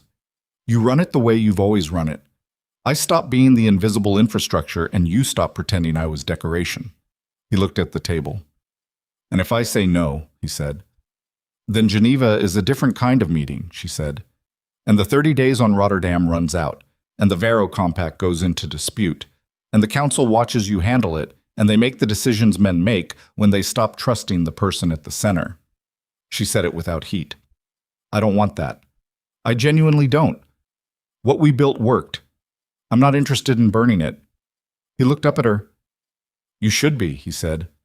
After what I did. Something moved across her face. Just for a moment. Not forgiveness. It was too early, and they were both too honest for that to be what it was. But something. I know, she said quietly. I know I should be. He pushed back from the table. Stood. He felt the weight of 6 days in his body. The sleeplessness, the adrenaline in long cycles of activation and crash, the specific physical cost of having your fundamental understanding of your own life restructured from the ground up while you were still standing inside it. I need 2 days, he said. You have 4, she said. He moved toward the door, stopped with his hand on the frame. He stood with his back to her, and he breathed and he thought about the ballroom, about the scissors, about the specific quality of her face as she walked away. The face he had been trying to crack, the face that had given him nothing. He understood it now. She had given him nothing because there was nothing to give. Not absence of feeling, presence of decision. She had already made it. She had already been somewhere else. Your hair, he said. She waited. He stopped. Started again. What I did, Don't, she said. Not cruelly. Not tonight. Not here. A pause. Go home, Darius. He went. The drive back was 11 blocks, and it took him through the lit grid of the city he had run for 30 years, and he drove it slowly, in no hurry for the first time in recent memory. And he thought about what she had said, and what she hadn't said, and what was possible now and what was not, and what the council would do in Geneva if he came in with a counterposition versus what they would do if he came in with something else, something they had not seen from him before, something that required a different kind of nerve than violence or leverage or the careful management of fear. He pulled into the Marconi Drive at 11:40. The lights in the upper rooms were on. Vivienne. He sat in the car and he looked at the lit windows and he thought about what Serena had said, the pattern completing. He thought about the past 2 years. He thought about the decisions he had made and the ones Vivienne had shaped, had arrived beside, had been present for in ways he was only now beginning to examine with the cold diagnostic attention of a man assessing damage. He thought about the gala, about who had held the scissors, about who had handed them to her. He got out of the car. He went inside, he went upstairs.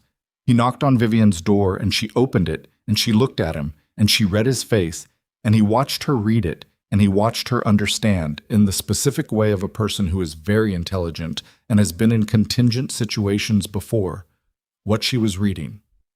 Darius, pack your things, he said. Her face went very still. You heard me, he said. Not loud, completely flat. You're making a mistake, she said. If you go to Geneva without a counterposition, without leverage, they will pack your things tonight, he said. I want you out by morning. She looked at him.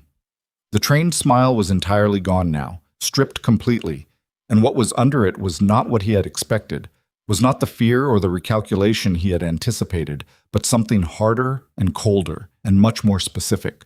The look of a woman who has been playing a long game and has just watched one of her pieces taken from the board and is already calculating the next 6 moves. You think this fixes it, she said, sending me away, going to Geneva and being reasonable. You think she'll... This isn't about her, he said. It's entirely about her. No, he said. It's about me. He said it and heard it land and understood it was the first true sentence he had spoken in several days. It's about what I did and what I'm going to do next. He looked at her steadily. And you're not part of what I'm going to do next. She held his gaze for 3 seconds, then she stepped back from the doorway. You'll regret this, she said. Maybe, he said. He turned and walked back down the hall, and he heard the door close behind him, and the sound of it was the sound of something ending. And he walked to his own room, and he sat on the edge of the bed in the dark, and his hands were shaking. Not from fear, or not only from fear, but from the specific trembling of a man who has just done the first unperformed thing he has done in 2 years, who has just acted without strategy or calculation, who has just let the thing underneath the machinery be the thing that moved him. Tomorrow, he would call Weston. He would begin mapping the terms. But tonight, he sat in the dark, and he let his hands shake, and outside the window the city ran its indifferent current, and 4 days away in a building on Rue de Rive, a woman with short, uneven hair was sitting at a small table with 2 coffee cups, and the full architecture of a decision she had been building for 16 years, waiting to see if the man she had married and outlasted and quietly outbuilt would find, in the remaining days before Geneva, the specific and unfamiliar courage it would take to stop. The morning Vivian Cross left the Marconi estate, it was raining. Not dramatically. Not the kind of rain that announces itself, that arrives with wind and theater. Just the quiet, persistent October rain that comes down in a gray curtain and makes everything slightly darker and slightly colder and does not apologize for either. Petra was in the kitchen when Vivian came downstairs at 7:15 with 2 bags and the expression of a woman who has made a calculation and accepted the result. She did not speak to Petra. Petra did not speak to her. A car was waiting in the drive. Not Marco. A different driver, someone Vivian had called herself. The car pulled away at 7:20, and the gravel settled behind it, and the rain kept coming, and Petra stood at the kitchen window for a moment looking at the empty drive, and then she went back to the coffee. Darius came downstairs at 8. He looked like a man who had slept badly and had stopped caring whether that showed. He poured coffee himself, something he had not done in years, the act of it slightly unfamiliar in his hands, the muscle memory imprecise. And he stood at the counter and drank it standing up and looked at nothing in particular. She's gone, Petra said. I know, he said. Petra nodded and continued with her work. That was the nature of the understanding between them. She had worked here long enough to know the difference between the things he needed acknowledged and the things he needed left alone. This was the second kind. She left it alone. He spent the morning on the phone with Weston. They worked through the terms systematically, without emotion, the way 2 professionals work through a complex problem that requires precision rather than speed. Weston was careful and thorough, and occasionally said things that were difficult to hear in the specific way of a lawyer delivering legal reality to a client who is still in the process of wanting the reality to be different. The Rotterdam certification, the Cayman secondary accounts, the Varro compact and its guarantor structure, the Bridgeport consolidation, the senator's retainer. One by one they went through them, mapping what was Darius's cleanly, what required Serena's participation to transfer or resolve, and what existed in the category of things that were simply hers, had always been hers, and were not transferable at all. That last category was larger than he had expected, not in financial terms. The financial terms were complicated but resolvable, given time and good faith. In relational terms, the web of personal trust she had built across 2 decades was not a thing you could document or map or transfer. It lived in the specific texture of relationships between people who had found her reliable and honest over many years, and who would make their own decisions about what those relationships meant going forward. You could not put that in a legal agreement. You could not force it into compliance. You could only watch it move where it chose to move. He finished with Weston at noon. He had 2 days before Geneva. He called Marco. Tut-tut. Marco picked up on the second ring, as he always did. I want to ask you something, Darius said. Directly. All right, Marco said. How long have you known? A pause. The kind of pause that contains a great deal of history. Marco was 62 and had been with the Marconi family since before Darius's father died, which meant he had watched Darius come up, had watched him take the organization and expand it, had been present for 30 years of decisions, both good and bad, and had said exactly as much about each of them as was asked of him, which was generally not very much. Known what specifically? Marco said. About her, about what she was doing, the structure, the Geneva entity, the contracts. Another pause. Not everything, Marco said. Not the specifics of the legal architecture. That I didn't know. But I knew she was building something, Marco said. I've been driving her for 19 years. You notice things. The calls she made in the car, she was always careful. She kept the partition up, but the people she called, the places I took her, the frequency of certain routes. You build a picture over time. He paused. She never asked me to be disloyal to you, Darius, not once. She never asked me to hide things or carry messages you wouldn't know about. She just asked me on the night of the gala to take her where she needed to go and not to say where. That was the only thing she ever asked. Darius was quiet. And you agreed, he said. Yes, Marco said, simply. Why? The pause this time was different, longer. The pause of a man deciding whether to say the thing he actually believes or the safer, more manageable version of it. Because of what I watched you do in that ballroom, Marco said. And because she asked me quietly and without dramatics, and she looked at me the way she always looks at things, like she'd already decided and just needed me to confirm the route. He stopped. I've watched her hold that organization together for 2 decades from the inside of rooms nobody put her name on. I've watched her resolve things you never knew needed resolving. I've watched her take the call in the back of the car from a man in Rotterdam at 11 at night and handle it calmly and correctly, and then sit in silence the rest of the drive because she was tired. His voice was measured, unhurried. What happened at the gala wasn't a personal matter, Darius. You did it in front of everyone. You chose to do it in front of everyone. That has a different weight. Darius did not say anything. I'm still here, Marco said. I'm not going anywhere. I'm telling you this because you asked directly, and because after 30 years I think you deserve a direct answer. A pause. But you asked, so. I asked, Darius said. Yes. I'll need a car to the airport Thursday morning, Darius said. I'll have it ready, Marco said. Dad. He did not call Serena in the 2 days before Geneva. He had considered it. He had sat with the phone several times and considered the call and what he would say on it, and had concluded each time that there was nothing to be said on a phone that would mean what it needed to mean.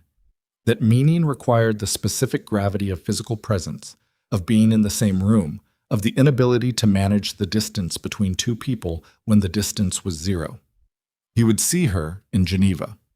Whatever needed to be said would be said there. He used the 2 days differently. He called Felix Caro. Not to manage him, not to reassert position.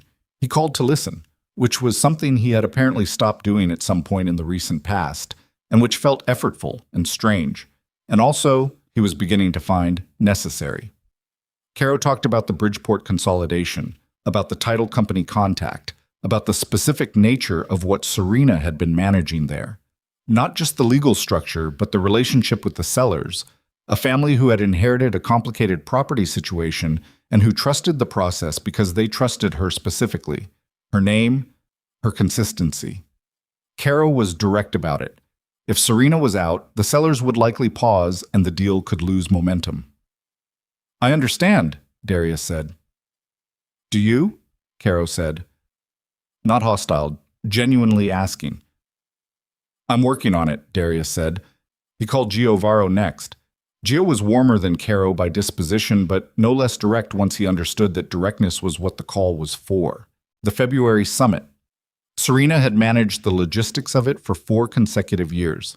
Not just the venue and the schedule, but the pre-meeting work, the quiet one-on-ones she conducted in the weeks prior that made sure every family arrived at the table without a fresh grievance that would derail the agenda. It was work that was entirely invisible until it was not being done, which was the nature of the best organizational work, the work that holds things together so quietly that people mistake its absence for the presence of a problem. She always called me in January, Gio said. She'd ask about the family, how the kids were doing, whether anything had come up that she should know about before we all sat down together. I'd tell her. She'd file it. By the time we sat down, Whatever might have been a problem had usually been addressed quietly, without anyone having to bring it to the table formally. He paused. You know how rare that is? To have someone who does that work because it needs doing and not because they want anything for it? I know, Darius said. And then, because it was the true sentence, I didn't know that I knew, but I know. Gio was quiet for a moment. Come to Geneva and fix this, Gio said, whatever it takes. The organization doesn't work without the two of you finding a functional arrangement. It doesn't matter what that arrangement looks like. It just needs to work. Geneva was gray and cold and precise, in the way of a city that has been doing serious things for a long time and has long since stopped being impressed by them. The building on Rue de Rive was exactly what Carver had described. A serious building on a serious street, the kind of place that housed the kind of work that required seriousness. Darius arrived in a hired car at 9:40 on a Thursday morning and sat outside it for 5 minutes, watching the entrance and the street and the people moving through both. Then he went in. Meredith Structured Legal occupied the 4th floor. The elevator opened into a reception area that was clean and spare and staffed by a woman who told him, with the professional neutrality of a person who has been told nothing but the name of the 10 o'clock appointment, that Ms. Vale and Ms. Meredith were expecting him and that he could go through. He went through. The conference room was a long room with a window that looked out over the street and a table that seated 12 and currently seated 4. Serena was on the far side, to the right, in the chair that positioned her with the window behind her. Not a power chair, not the head of the table, but a chair that put the light at her back and her face in full visibility, a choice he understood was not unconscious. Beside her was a woman he took to be Cass Meredith, 50, precise, a face that gave away nothing, a fountain pen held with the ease of someone who uses it every day. And on the near side of the table, already seated, were Bram Solano and Felix Caro. He had not known they would be here. He stopped in the doorway for a fraction of a second, not long enough to be a hesitation, but present, and then he came in and he sat in the chair across from Serena and he set his hands on the table and he looked at her. She looked back. Her hair had been trimmed since he last saw her. The uneven cut corrected, not grown out but shaped deliberately short, close at the nape, a little longer at the top. It was a style that had nothing to apologize for. She wore it the way she wore everything, without commentary. Darius, she said. Serena, he said. Meredith opened the folder in front of her and said, with the brisk efficiency of someone who has prepared for this meeting in detail, I think it's useful to begin with what's agreed. She looked at her documents. The core operational organization remains under Darius Marconi's authority. The legitimate business holdings, the property portfolio, the registered commercial entities, the political consulting retainer through Senator Pittman's office. Those are Marconi assets, and no one here is contesting that. She paused.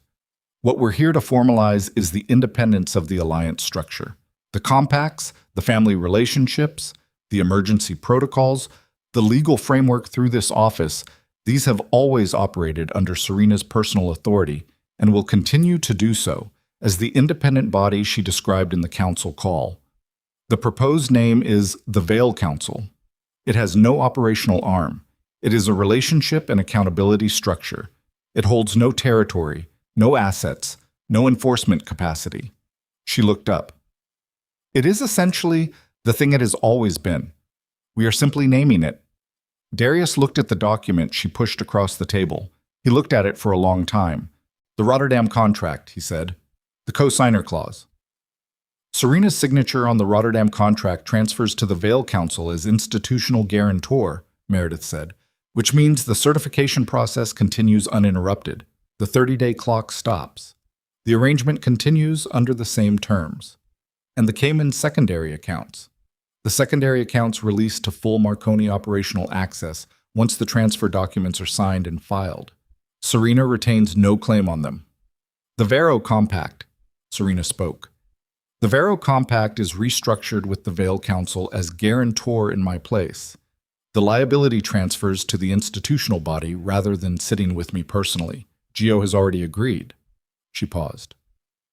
Felix has reviewed the Bridgeport consolidation. The sellers have been informed that the process continues and that the oversight is transitioning to a new structure. They've accepted it. He looked at Caro. Caro looked back at him with the level, undemonstrative expression of a man who is here because the situation required his presence, and who has done what needed doing and is now waiting for the person at the center to catch up. "You spoke to the sellers," Darius said. "Serena asked me to," Caro said. "I did." "On what authority?" "On the authority of a man who has been working with them for 8 months and who told them the truth," Caro said, "which is that the structure is changing and the deal is still good, and they should proceed." He paused. "They believed me because Serena had laid the groundwork for 2 years, and the groundwork held even after she stepped back." He said it without edge, just the flat delivery of a fact that contained its own commentary. Darius looked at the document again. He picked up the pen that Meredith had set beside the document, her fountain pen, which he registered was a small but precise communication, the kind of thing Serena would have thought of. And he looked at the signature line and he thought about what it meant to sign it. It meant the organization survived.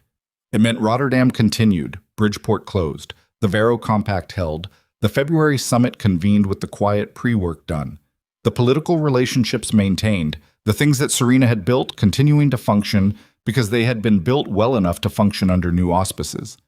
It meant he ran the criminal organization and she ran the diplomatic structure that made the criminal organization sustainable, and neither of them pretended anymore that those were the same thing or that one was more important than the other. It meant the empire did not fall. It meant he had not won. It also meant, and this was the part that sat differently from the rest, the part with more weight and more texture and more of the specific complexity that came with being 54 years old and having spent those years building something that turned out to be built on 2 foundations and not one. It meant she had not burned it. She had the capacity to burn it. She had spent 16 years building the capacity to burn it. She had walked out of the Black Crest Gala with the architecture to bring the entire structure down, to withhold the signatures and let the certifications lapse, and the compacts dissolve and the council fracture along its oldest fault lines. She could have done that. It would not have been difficult. It would have been, by any reasonable accounting, entirely justified. She had not done it. He had come into this room expecting to negotiate with someone who wanted to win. Instead, he was looking at documents that were designed, with meticulous and somewhat painful precision, to keep as much intact as possible. She had not structured this for victory. She had structured it for continuity. For the men on the other side of the table who depended on the arrangement. For the families. For the businesses, some of them legitimate, that employed real people who had nothing to do with the decisions made in rooms like this one. He signed the document. The pen moved across the line and the signature was his. The signature he had used for 30 years, unchanged. The specific configuration of a man who has been the same person for a long time and is only now beginning to examine what that means. He set the pen down. Meredith took the document. She reviewed the signature, dated it, signed her own name as witness, and slid a copy across to Serena, who signed the adjacent line without ceremony, without looking up, with the focused attention of a woman completing a task.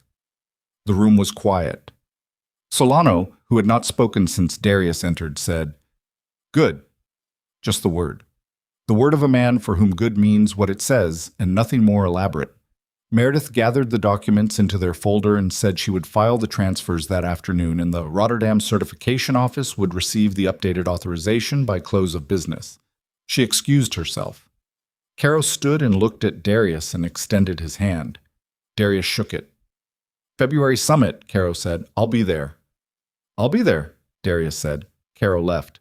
Solano shook Darius's hand as well, a grip that lasted a fraction of a second longer than necessary, which was its own communication, and then he was gone too, and the room held only Darius and Serena and the window and the gray Geneva light coming through it. They sat for a moment without speaking. The ambient sound of the building came in. The elevator somewhere, a phone ringing behind a closed door, the rain which had followed Darius from the city and was now pressing quietly against the window glass 4 floors up. He looked at the table. She looked at the table. Then she looked up. "The Cayman accounts will release by Friday," she said. "Meredith will send you the access codes directly." "I know," he said. "I read the document." She nodded. He looked at her hands on the table. They were still, completely, entirely still. in the way of hands that belong to a person who has achieved a particular kind of interior quiet.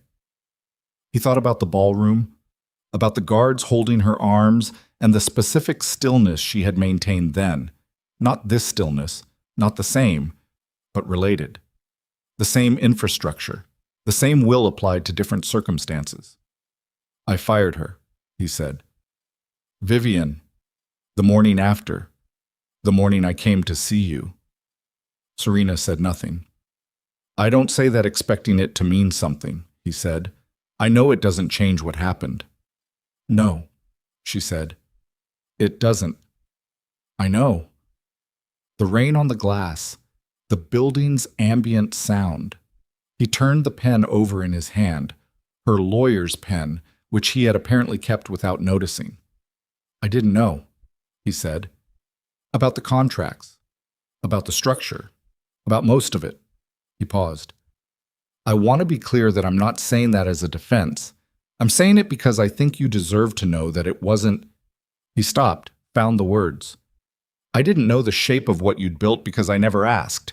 Not because I was hiding from it, because it didn't occur to me to ask. Because I had decided what you were, and I never examined the decision. She was listening. Her face was not soft, and it was not hard. It was the face of a person receiving information and deciding what to do with it. A process she had, he understood, always performed honestly, without the overlay of what she wanted the information to mean. What did you decide I was? She said. He looked at her. Necessary, he said. But in the wrong way. The way furniture is necessary. The way the building is necessary. Something you stop seeing because it's always there. He set the pen down. I made you invisible, and then I resented you for being invisible. I know that doesn't make sense. It makes sense, she said. I've had 19 years to understand how it makes sense. The sentence arrived with a weight that was not accusation, but was not nothing. 19 years. He sat with the number. He had lived inside those years, and she had lived inside them too, and they had been living in different versions of the same time, adjacent and non-intersecting, and neither of them had ever named the gap until it was wide enough to walk through. The gala, he said. Don't, she said. I need to say it. You said it at the apartment. She looked at him steadily.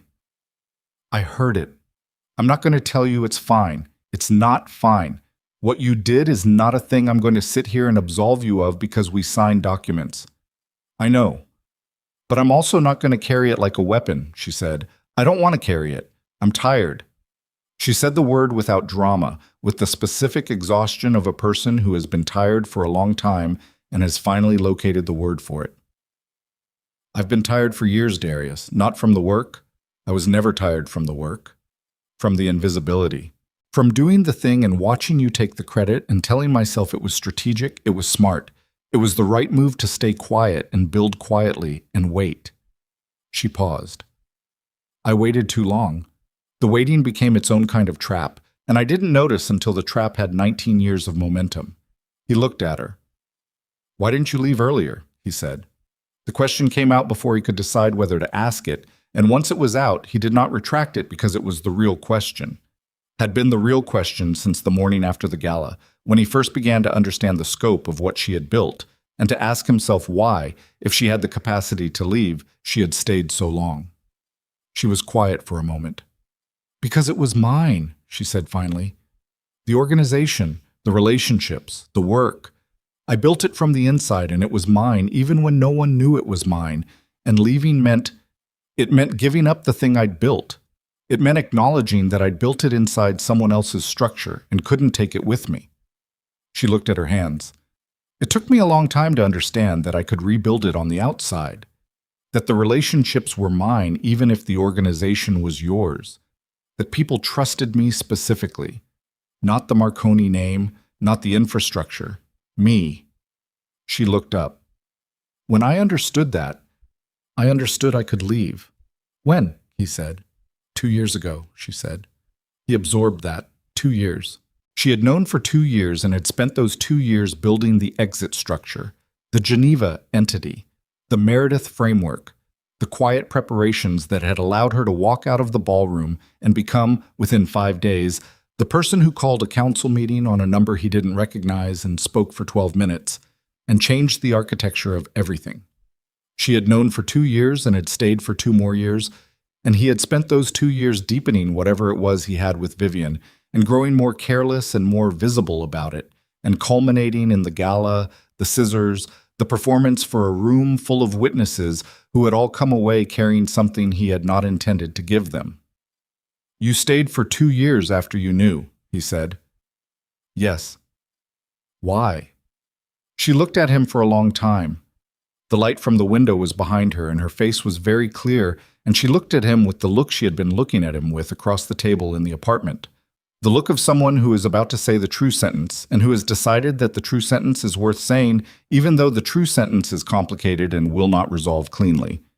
"Because I still—" She stopped. "Because what we had at the beginning, before it calcified into whatever it became, that was real. I don't revise that. I'm not going to pretend the 19 years were nothing because the ending was ugly." She paused. "And because I'm not a person who leaves things unfinished. I don't walk away from problems, I solve them. You were a problem I kept believing I could solve." The corner of her mouth moved, not a smile, the ghost of one. "That was the trap I built for myself, thinking that if I was competent enough, patient enough, if I built the right structure and managed the right relationships, the problem at the center would eventually resolve." "I'm the problem at the center," he said. "You were," she said. "You don't have to be." He looked at the table. He looked at the pen. He thought about the apartment and the coffee and the 2 cups and her hands steady on the mug and his hands that had not been steady and the specific character of a conversation between two people who have run out of the performances they've been maintaining and are speaking from whatever is underneath. "I don't know how to be different," he said. "I want to be clear about that. I'm not going to sit here and tell you I've had a week of reflection and I've figured it out. I don't know what it looks like. I just know that what it was—" He stopped. "What it was is not something I want to keep building." She was very still. "That's enough," she said quietly. "For today, that's enough." Então. They left the building separately, not because it was required. The documents were signed, the structure was in place, the operational necessity of separation was now formalized and clean. They left separately because they were two people who needed to be in different spaces with what had just occurred, needed the physical distance to let the weight of it settle, to stop performing the management of it and just let it be as heavy as it was.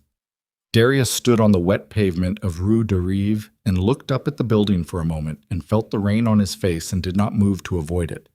Then he walked. He walked without a destination for 40 minutes through the ordered streets of Geneva, a city that had no investment in him, that did not know his name and did not care about the Marconi organization or the Vale Council or the 30 years he had spent building something that he now understood he had built in partnership with someone he had treated as peripheral. He walked through the rain and past the serious buildings and the quiet lake and the people moving through their ordinary Thursday, and he felt the specific texture of a life that has been cracked open and is now in the process of deciding what it will contain next. He was not a good man. He did not arrive at that conclusion dramatically or with the violence of self-revelation. It came quietly, the way the most important things came, without announcement. He was not a good man. He had built an organization on fear and violence and had convinced himself that this was simply the nature of the world he operated in, that the world had its rules and he followed them, that the harm was impersonal, structural, the cost of doing business in a specific category of business. He had hurt people. He had ordered harm to people. He had sat in rooms and made decisions and signed off on things and had insulated himself from the specific human weight of those decisions with the practiced efficiency of a man who has trained himself to see the board rather than the pieces. He was 54 years old and standing in the rain in Geneva, and none of that was something he could revise. But it was something he could carry honestly. That was the distinction he arrived at, somewhere near the lake, with the water pressing down on his coat and his shoes growing damp at the seams. You could not revise it. You could not perform your way into a different history. What you could do was carry it honestly, without the performance of either guilt or exoneration, and you could let it change the weight of the next decision and the one after that. That was the most he could offer himself. It was not very much. He accepted it. About 3 months later, the February summit convened on schedule. It was held at a property outside Philadelphia, neutral ground, the same property that had been used for the previous 3 summits, selected originally by Serena for its sightlines and its exits and its adequate, if unremarkable, catering. 11 family representatives attended. The pre-meeting work had been done by the Vale Council through a process Serena managed from the Geneva office, a series of one-on-one calls in the weeks prior that cleared 3 potential friction points before they reached the table. Darius knew about the calls because she had told him, not asking permission, informing him, the way 2 people who have negotiated a functional arrangement inform each other of relevant operational movements. They had been speaking by phone every 2 weeks since Geneva. Professional calls, mostly. The Rotterdam certification had cleared. The Bridgeport consolidation had closed. The Varo Compact had been restructured cleanly. One by one, the mechanisms had transferred or resolved, and the organization had continued to function, had continued to generate the relationships and revenue and operational stability that had always been its core purpose. And it had done so without the invisible architecture collapsing, because the invisible architecture had been made visible and given a name and a legal home and the clarity of explicit terms. The summit lasted 2 days. On the second day, in the afternoon, after the formal sessions had concluded and the family representatives were dispersing to their cars, Darius was standing in the hallway outside the conference room when Serena came through the door. She was in the coat she had been wearing since Geneva. Dark, practical, the collar she had turned up against the February cold. She had a folder under her arm and her phone in her hand, and she was already reading something on the screen. She looked up and saw him and stopped. They were alone in the hallway for the first time since Geneva. Not the apartment. The apartment had been a different kind of alone, a purposeful one, arranged. This was accidental, the hallway between one place and another, the ordinary adjacency of 2 people in the same building. "Good summit," he said. "Good summit," she said. He looked at her. She looked at him. In the 3 months since Geneva, she had let the hair grow fractionally, still short, still close at the nape, but past the stage of the scissors' damage, past the uneven rawness of it. It was a deliberate length now. She had chosen it. "The Solano family," he said. "The West Coast arrangement. I'm renegotiating the terms in March. I'd like the Vale Council to provide the relational framework before we go to the table." She looked at him. "That's a reasonable request," she said. "Send the details through Meredith's office." "I will." She nodded. She was about to move, the folder shifting back under her arm, the phone hand lifting. "Serena." She stopped. He did not have a prepared sentence. He had not been preparing a sentence, had not known this conversation would happen in this hallway on this afternoon, and so he said what was present in the moment without architecture. "I looked up the Meredith registration," he said. "The founding date." She waited. 3 years into the marriage, he said. She held his gaze. She did not confirm or deny. She did not need to. "You were 25, he said. 26, she said. "You had already decided," he said. "I had already understood," she said carefully, "that I needed to build something that was mine. Whether I stayed or left, I needed that to exist." She paused. "I didn't know yet what I would do with it." He absorbed this. "I'm glad you built it," he said. Her expression shifted.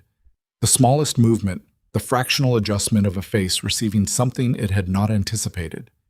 She looked at him for a moment with something that had no easy name, that was too complicated for a hallway and too important to be wasted on an easier moment. "So am I," she said. She walked past him and down the hall and out the door, and the cold air came through briefly when she opened it, and then the door fell shut, and she was gone. He stood in the hallway for a moment with the cold still in it, his hands in his coat pockets, and he breathed. Haute. The legitimate businesses took another 8 months to consolidate. This was Weston's work, mostly. The slow and precise work of legal and financial restructuring, the separation of what was clean from what was not, the process of deciding which operations could be brought into the light and which could not, and what happened to the ones that could not. It was the work of a man who has reached the age of 54 in a specific kind of organization and has chosen, for reasons he has not fully articulated and does not intend to perform publicly, to spend whatever time remains building towards something different. Not redemption. He was not in the business of redemption. That word belonged to a register he did not trust and would not use. He was in the business of organization, of structure, of deciding what to build and building it carefully. He had done it one way for 30 years. He was doing it differently now. The results would take time and would be imperfect and would carry the weight of everything that had preceded them, and he understood that and was not looking for absolution from the understanding. 3 of the operational entities dissolved. 2 were sold to legitimate buyers through Weston's firm. 1, the oldest, the original property holding company that had been the nucleus around which everything else had accumulated, he transferred into a community development trust. Not a gesture, not a headline.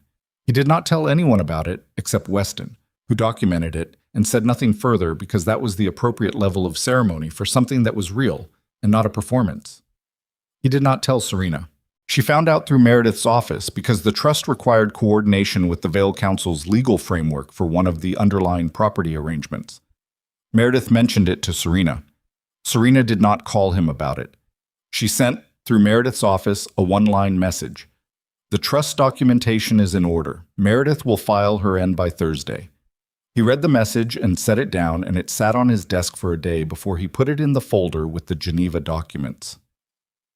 The following October, on the anniversary of the gala, Darius was in his office on the upper floor of the legitimate company that had replaced the operational center. A smaller office than before. The view was different. The work was different. Genuinely different. Not performatively. The daily texture of it shaped around decisions that did not require the management of fear. He was not certain he was good at it yet. He was learning. His phone showed a message from Marco, who had stayed through everything, through all of it, with the loyalty of a man who understands that loyalty is a thing you choose repeatedly, not once, and who had chosen it again in the specific way of someone who had seen what there was to see and continued choosing it with his eyes open. The message said the car was ready when he needed it. He typed back, 20 minutes. He looked out the window. October again, the hard gray blue of the autumn sky. The specific quality of light that had been present 1 year ago in the Marconi Grand Ballroom, when he had stood in the center of a room of 500 people and made a decision that had cost him everything he had understood himself to have. He thought about the hair on the marble floor, the way she had gathered it without hurrying, the 3 or 4 seconds she had held his gaze before she turned, the silence she had left behind her. He had spent a year understanding those 4 seconds, not obsessing. He was not a man built for obsession. He was built for forward motion, for the next decision. But returning to them the way you return to a piece of evidence that is doing more interpretive work than you initially understood. What he had wanted in that moment was to see her break.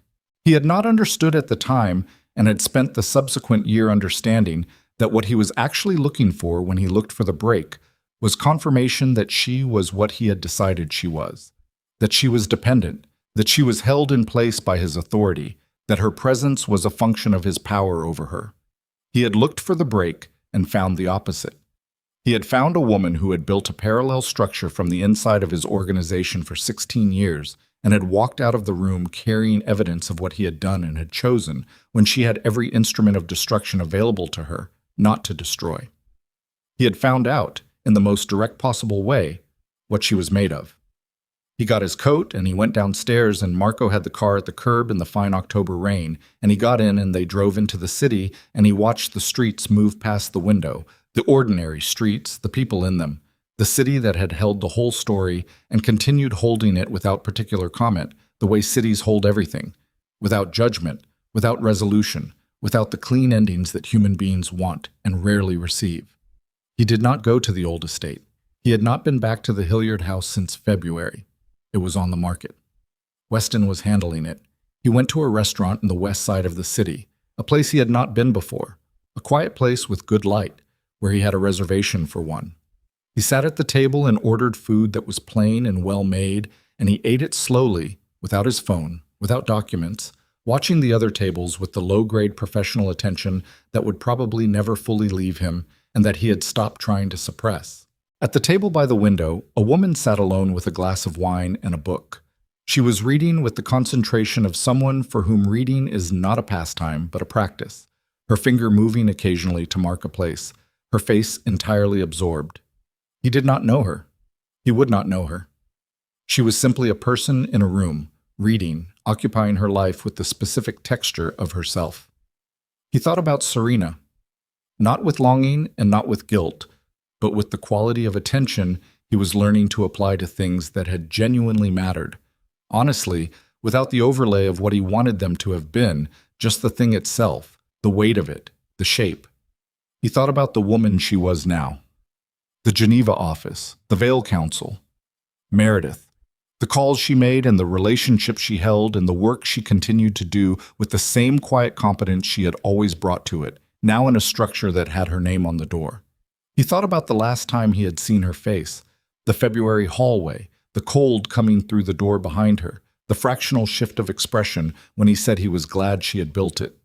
He thought she was probably all right, more than all right. She was doing what she had always done, what she had been doing for 20 years, but now without the invisibility, without the arrangement that required her to stand in the background of someone else's room. She was in her own room. She had built it herself. He was glad of that in a way that was clean, without complication, without the residue of ownership or resentment. Just glad. The way you are glad when something that should exist has found a way to exist. He finished his dinner. He paid the check. He nodded to the woman reading by the window, not directed at her, just the reflex of a man leaving a room, acknowledging the room. And he put on his coat and he went outside. The rain had stopped. The street was wet and dark and reflected the lights in long, shimmering columns, and he walked along it toward the car, his hands in his pockets, and the city moved around him in its indifferent way, carrying everything it had always carried. The names and the crimes and the alliances and the quiet work done in rooms no one wrote about, forward into the next day and the day after, not particularly concerned with who received credit for what, not particularly interested in the stories people told about themselves, just moving, just continuing, the way cities do, the way time does, the way everything does, that does not require your permission to keep going. Marco had the car at the corner. Darius got in. The door closed behind him. The city light slid past the window as they pulled into traffic, and he leaned his head back against the seat and closed his eyes and breathed. And the car carried him forward through the dark and the wet streets toward wherever he was going next, which was not a destination he had fully named yet, and which he was, for the first time in a long time, not in a hurry to arrive at. Some things, he was learning, took the time they took. He let them.